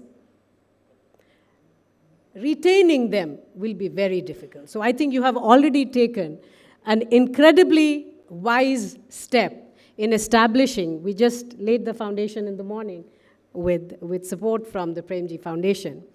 As a woman scholar, as someone who cares a lot about women's labor force participation, as someone who's extremely passionate about why academia needs to step up now, and as someone who fundamentally at the end of it all, it's about economic growth more.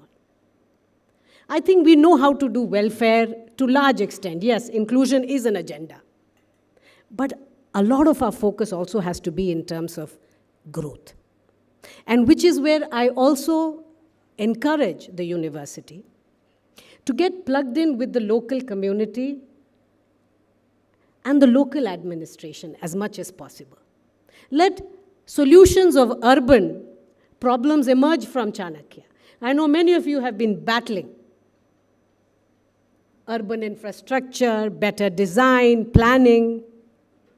I want you to assure that we are also having a rethink. Traditionally in India, policy making has always been from a rural angle. And this is largely because of the Gandhian belief that India lives in villages. Well, the reality is that India is no longer living in villages. 70% of India is urban. And until this budget, we have never really made a specific focus to then think of urban planning, urban infrastructure, urban connectivity. In fact, one piece of trivia, till the year 2008, our millennial city of Gurgaon did not have an urban local body, which means our millennial city was being governed through panchayats. I'm trying to sensitize you to the fact that the real economy of India is far more dynamic and is moving ahead much faster than we realize. And hence, the problem statement, the solutions, the kind of research that is required for today's problem needs to be articulated, needs to be researched. We need to be far more aware of our local community and our local economy. So again, it's wonderful that you have such a large focus on Karnataka, not just as students who are coming in, but ideally moving forward also as research focus, right? To many of the pain points, Kiran, I share those pain points coming from Delhi, where AQI is 700 today. These are pressing problems of today. And the solutions do not necessarily sit with government.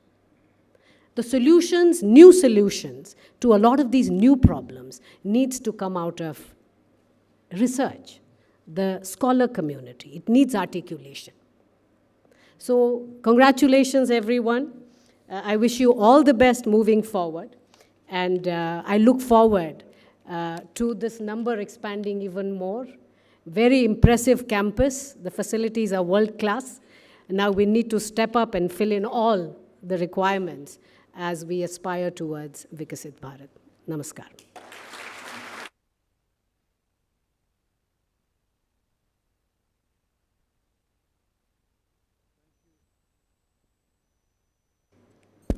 Thank you, ma'am. As a mark for appreciation for ma'am's presence, may I request the leadership, chancellors or pro-chancellors to kindly present this token of appreciation by felicitating Dr. Shamika Ravi.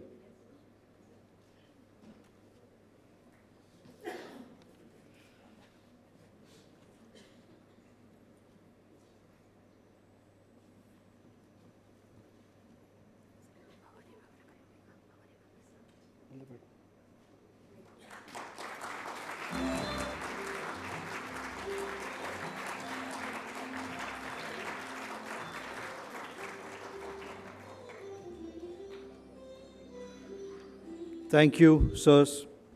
A pioneering leader in India's space program, a scientist, a bureaucrat, a teacher, academician, and presently the Honorable Chancellor of Chanakya University, requesting and inviting Dr. S. Somnath, sir, to present the presidential address.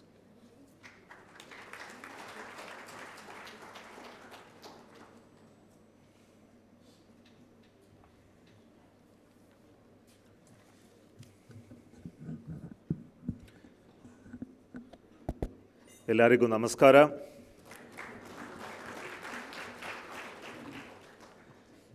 Good morning, all of you, distinguished members of the Governing Council, our donors, the leadership of the university,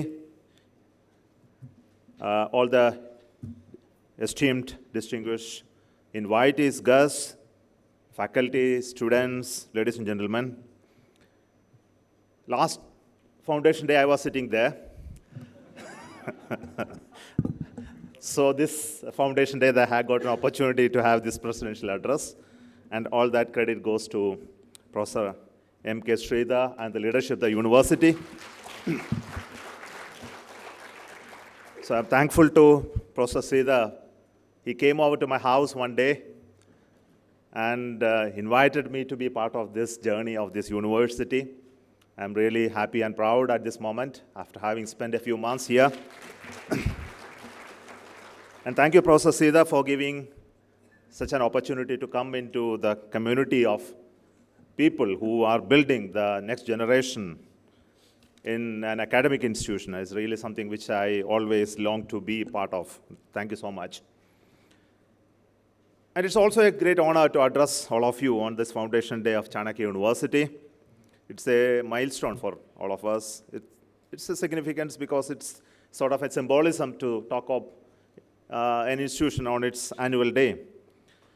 But for Chanakya University, this is just an early phase of its life. I am sure about it. It's going to have a very long, lengthy, wonderful history, but this is just in the making.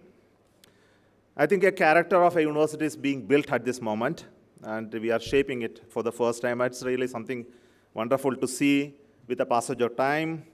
This vision will be fulfilled. Really the growth of this community, the education front, the collaboration that we are always envisaging really will come to a reality. I'm very sure about it. And Chanakya University is created out of a bold idea to create a place where knowledge, wisdom, values, innovation meet. Inspired by the timeless insights of Chanakya, the strategist, the economist, and a nation builder. And the university stands for clarity of thought, ethical conduct, and transformative action. And it embodies an institution rooted in India's civilizational strengths while remaining fully engaged with global developments. I think in the last few years, the university has really created a strong foundation for academic excellence. We have seen the growth of the schools and programs, the establishment of the multidisciplinary pathways, and the creation of the research centers. I think all of this happened. I think we just saw that, and also clear vision for its long-term growth. And we can see the campus infrastructure is also expanded rapidly with respect to the modern classrooms, learning spaces, laboratories, libraries, innovation hubs. All of this are coming up. I think we see that this is further going to grow with the support of each one of you. I think there is no doubt about it. I think at this moment, I should acknowledge all those people who worked tirelessly in creating this, as also the supported this endeavor in a timely, effective manner.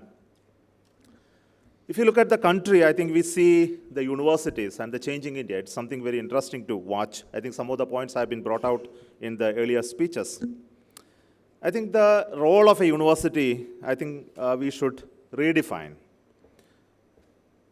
I think higher education institutions can all be content with imparting just education alone. Of course, these are the places where the knowledge is created, innovation ecosystem is created, and they become the drivers of societal transformation. But then some of the connects between university and the society is still lacking. I think we should all acknowledge that part.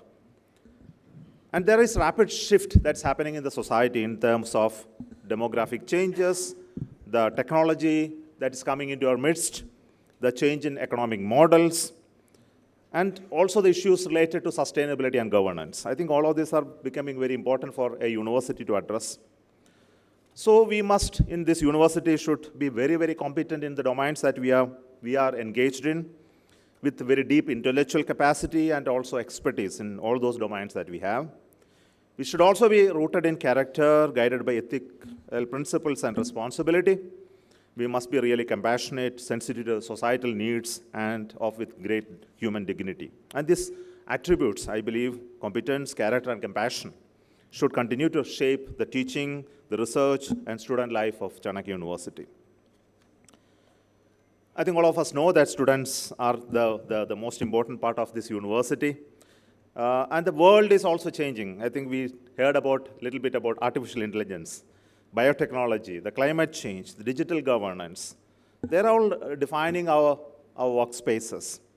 It's very essential that we should adapt to all of this in a university. We should also create critical thinking, multidisciplinary learning, which are integral part of our thinking, and also a mindset of lifelong learning and curiosity. So in Chanakya University, we must encourage focus on the following. One, of course, is AI and data-driven thinking, embedded across disciplines. I think this is something which we are discussing in our governing body. Issues related to sustainability, climate solution, integrating science and policy and community action. This is also an integral part of our culture. Innovation and entrepreneurship is something which we need to work on. I think this is something has to come up, enabling students to become job creators and also the people who will solve societal problems.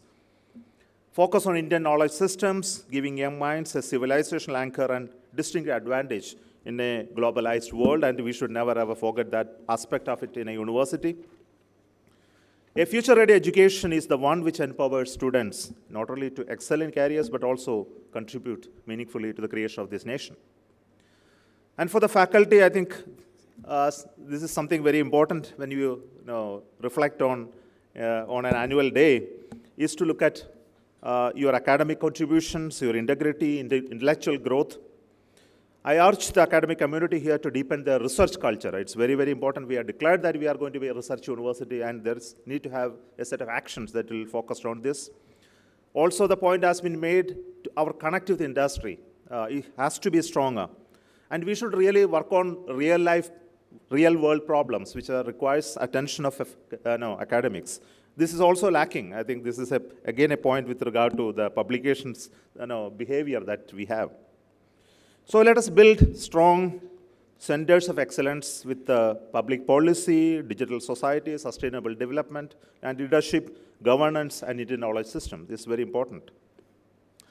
I think for the university, the next phase of growth will be emphasized on high-impact research, innovation clusters, and international partnership that enhances both our academic reputation and societal relevance. Of course, for students, I think the university is a place where you build your character, you build your future, and you represent the aspirations of your families and expectations of the society, and also the hope of this nation. I think this is something very important for us to understand.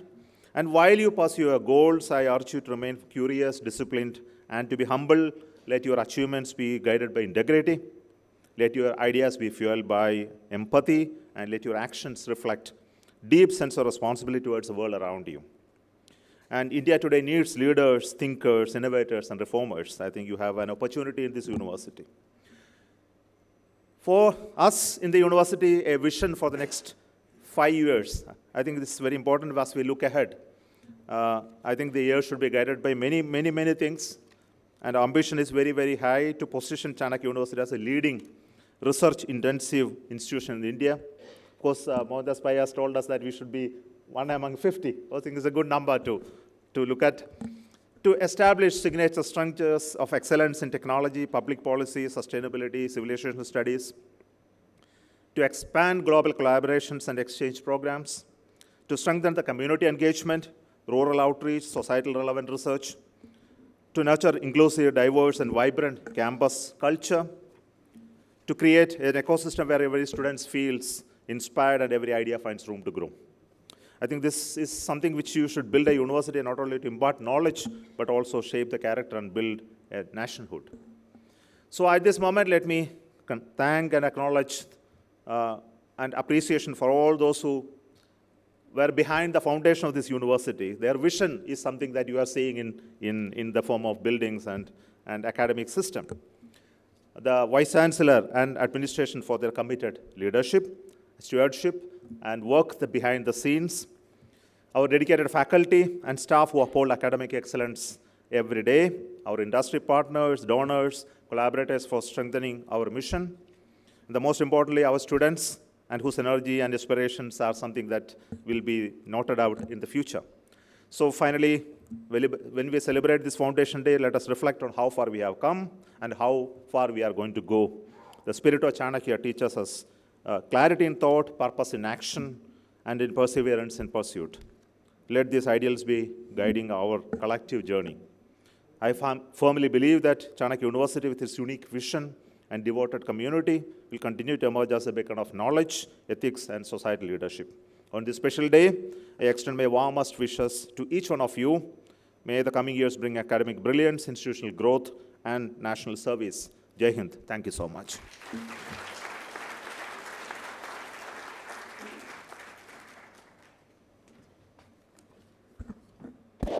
Thank you, sir. As we draw close to this event, may I now request our Honorable Pro-Chancellor, Sri M.P. Kumar, sir, an entrepreneur, educationist, and our critical guide, to kindly propose the vote of thanks.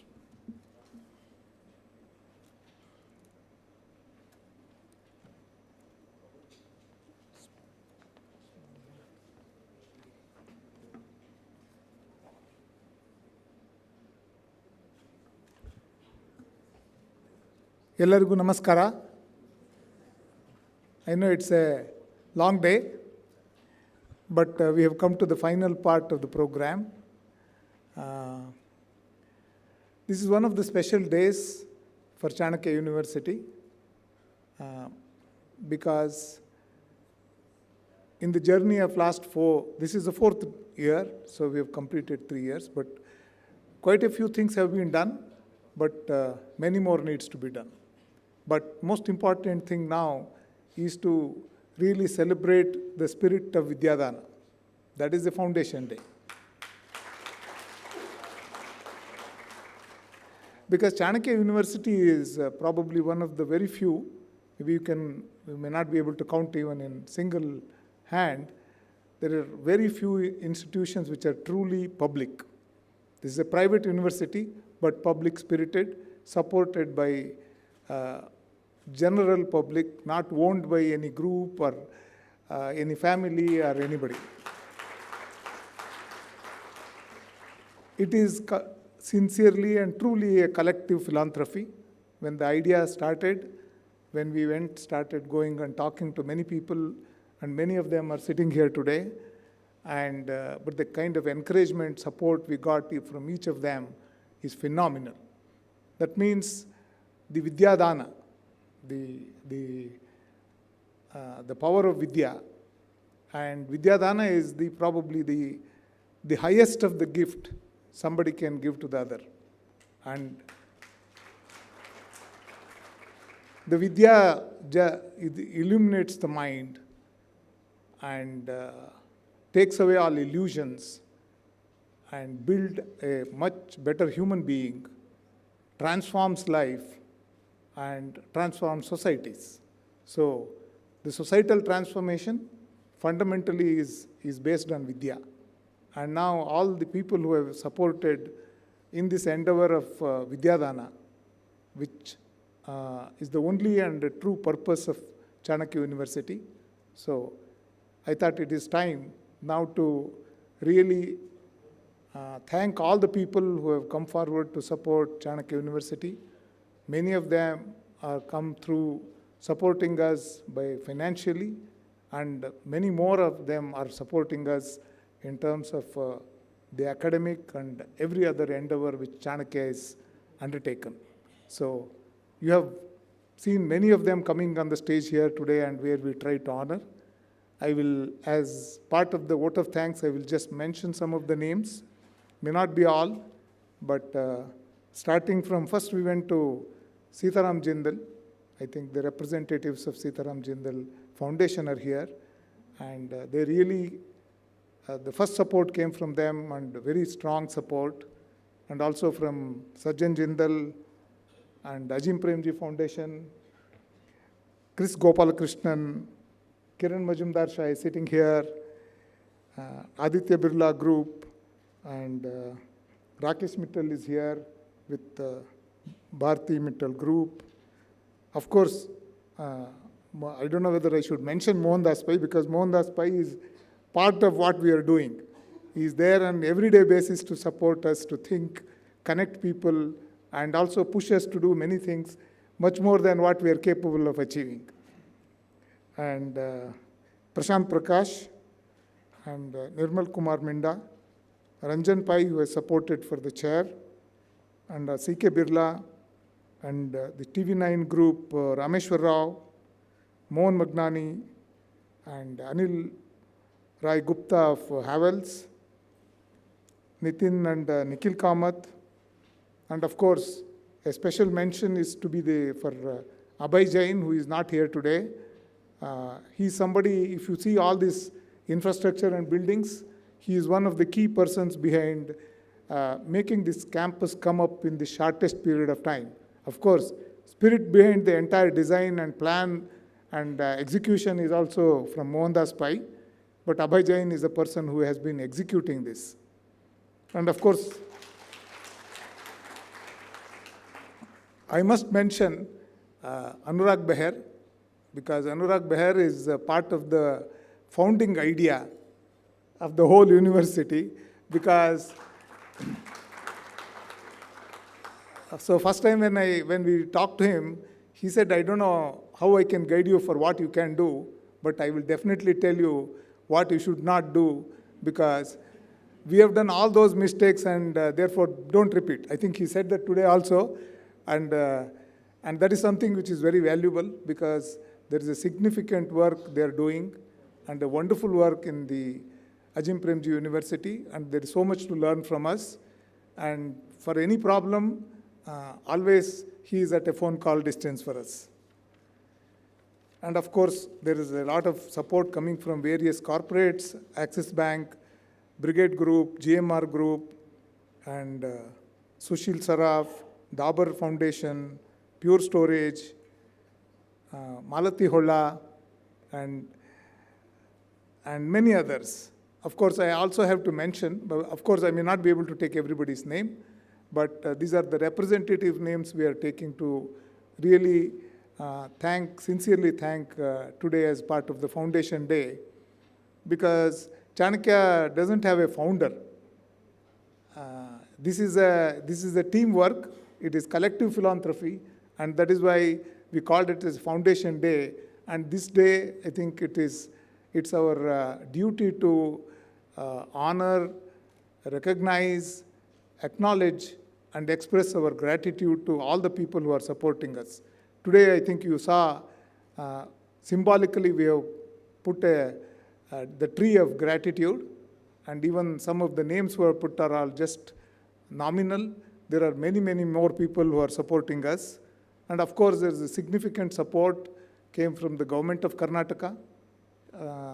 This piece of land, which is a comparatively significantly good piece of land of 116 acres, which was given during the chief ministership of B.S. Yediyurappa. And that is one of the foundational thing which helped us.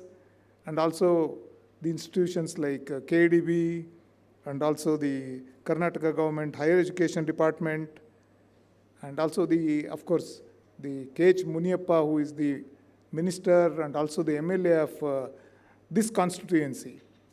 And of course, the Channahalli Gram Panchayati, in which we belong to, and also the Bangalore International Airport, and management of Rashtrotthana Parishad, and CES, and of course, we must thank Shamika Ravi, who has come today and addressed us.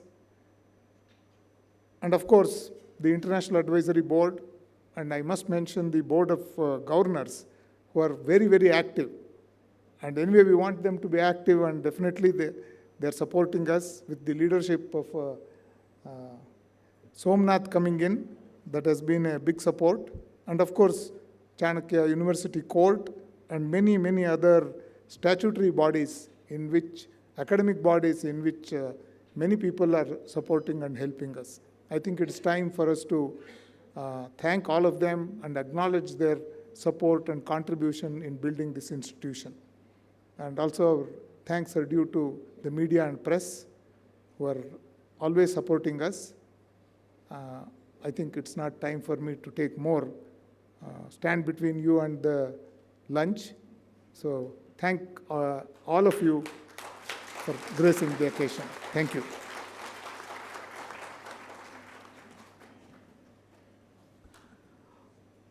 Thank you, sir. Before we conclude, two very important announcements.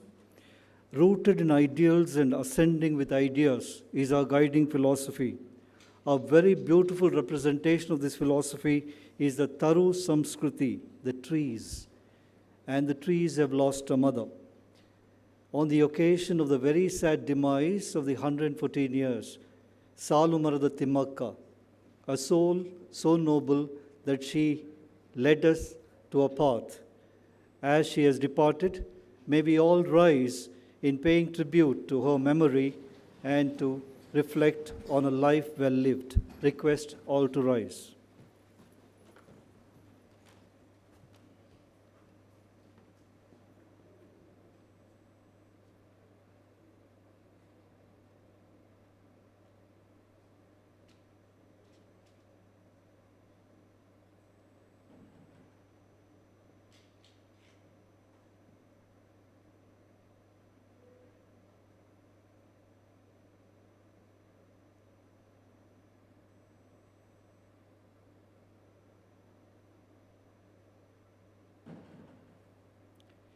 Thank you. Thank you.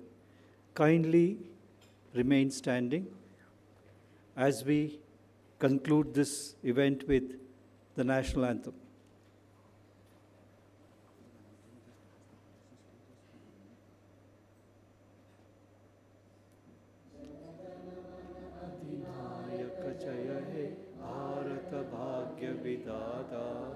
Punjab Sindh Gujarat Maratha Dravid Utkal Ganga Vindhya Himachal Yamuna Ganga उच्चल जलधि तरंगा तब शुभ नामे जागे तब शुभ आशीष मागे गाहे तब जय गाथा जन गण मंगलदायक जय हे भारत भाग्य विधाता जय हे जय हे जय हे जय जय जय जय हे.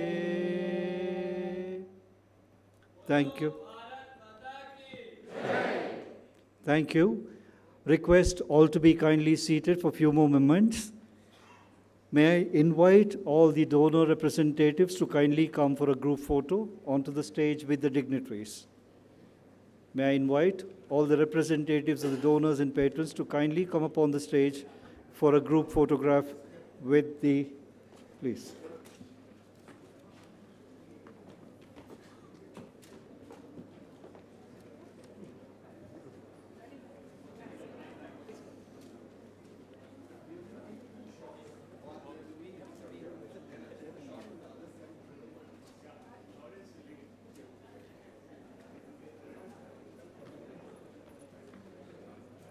I would request all the audience to just stay back for a minute, please.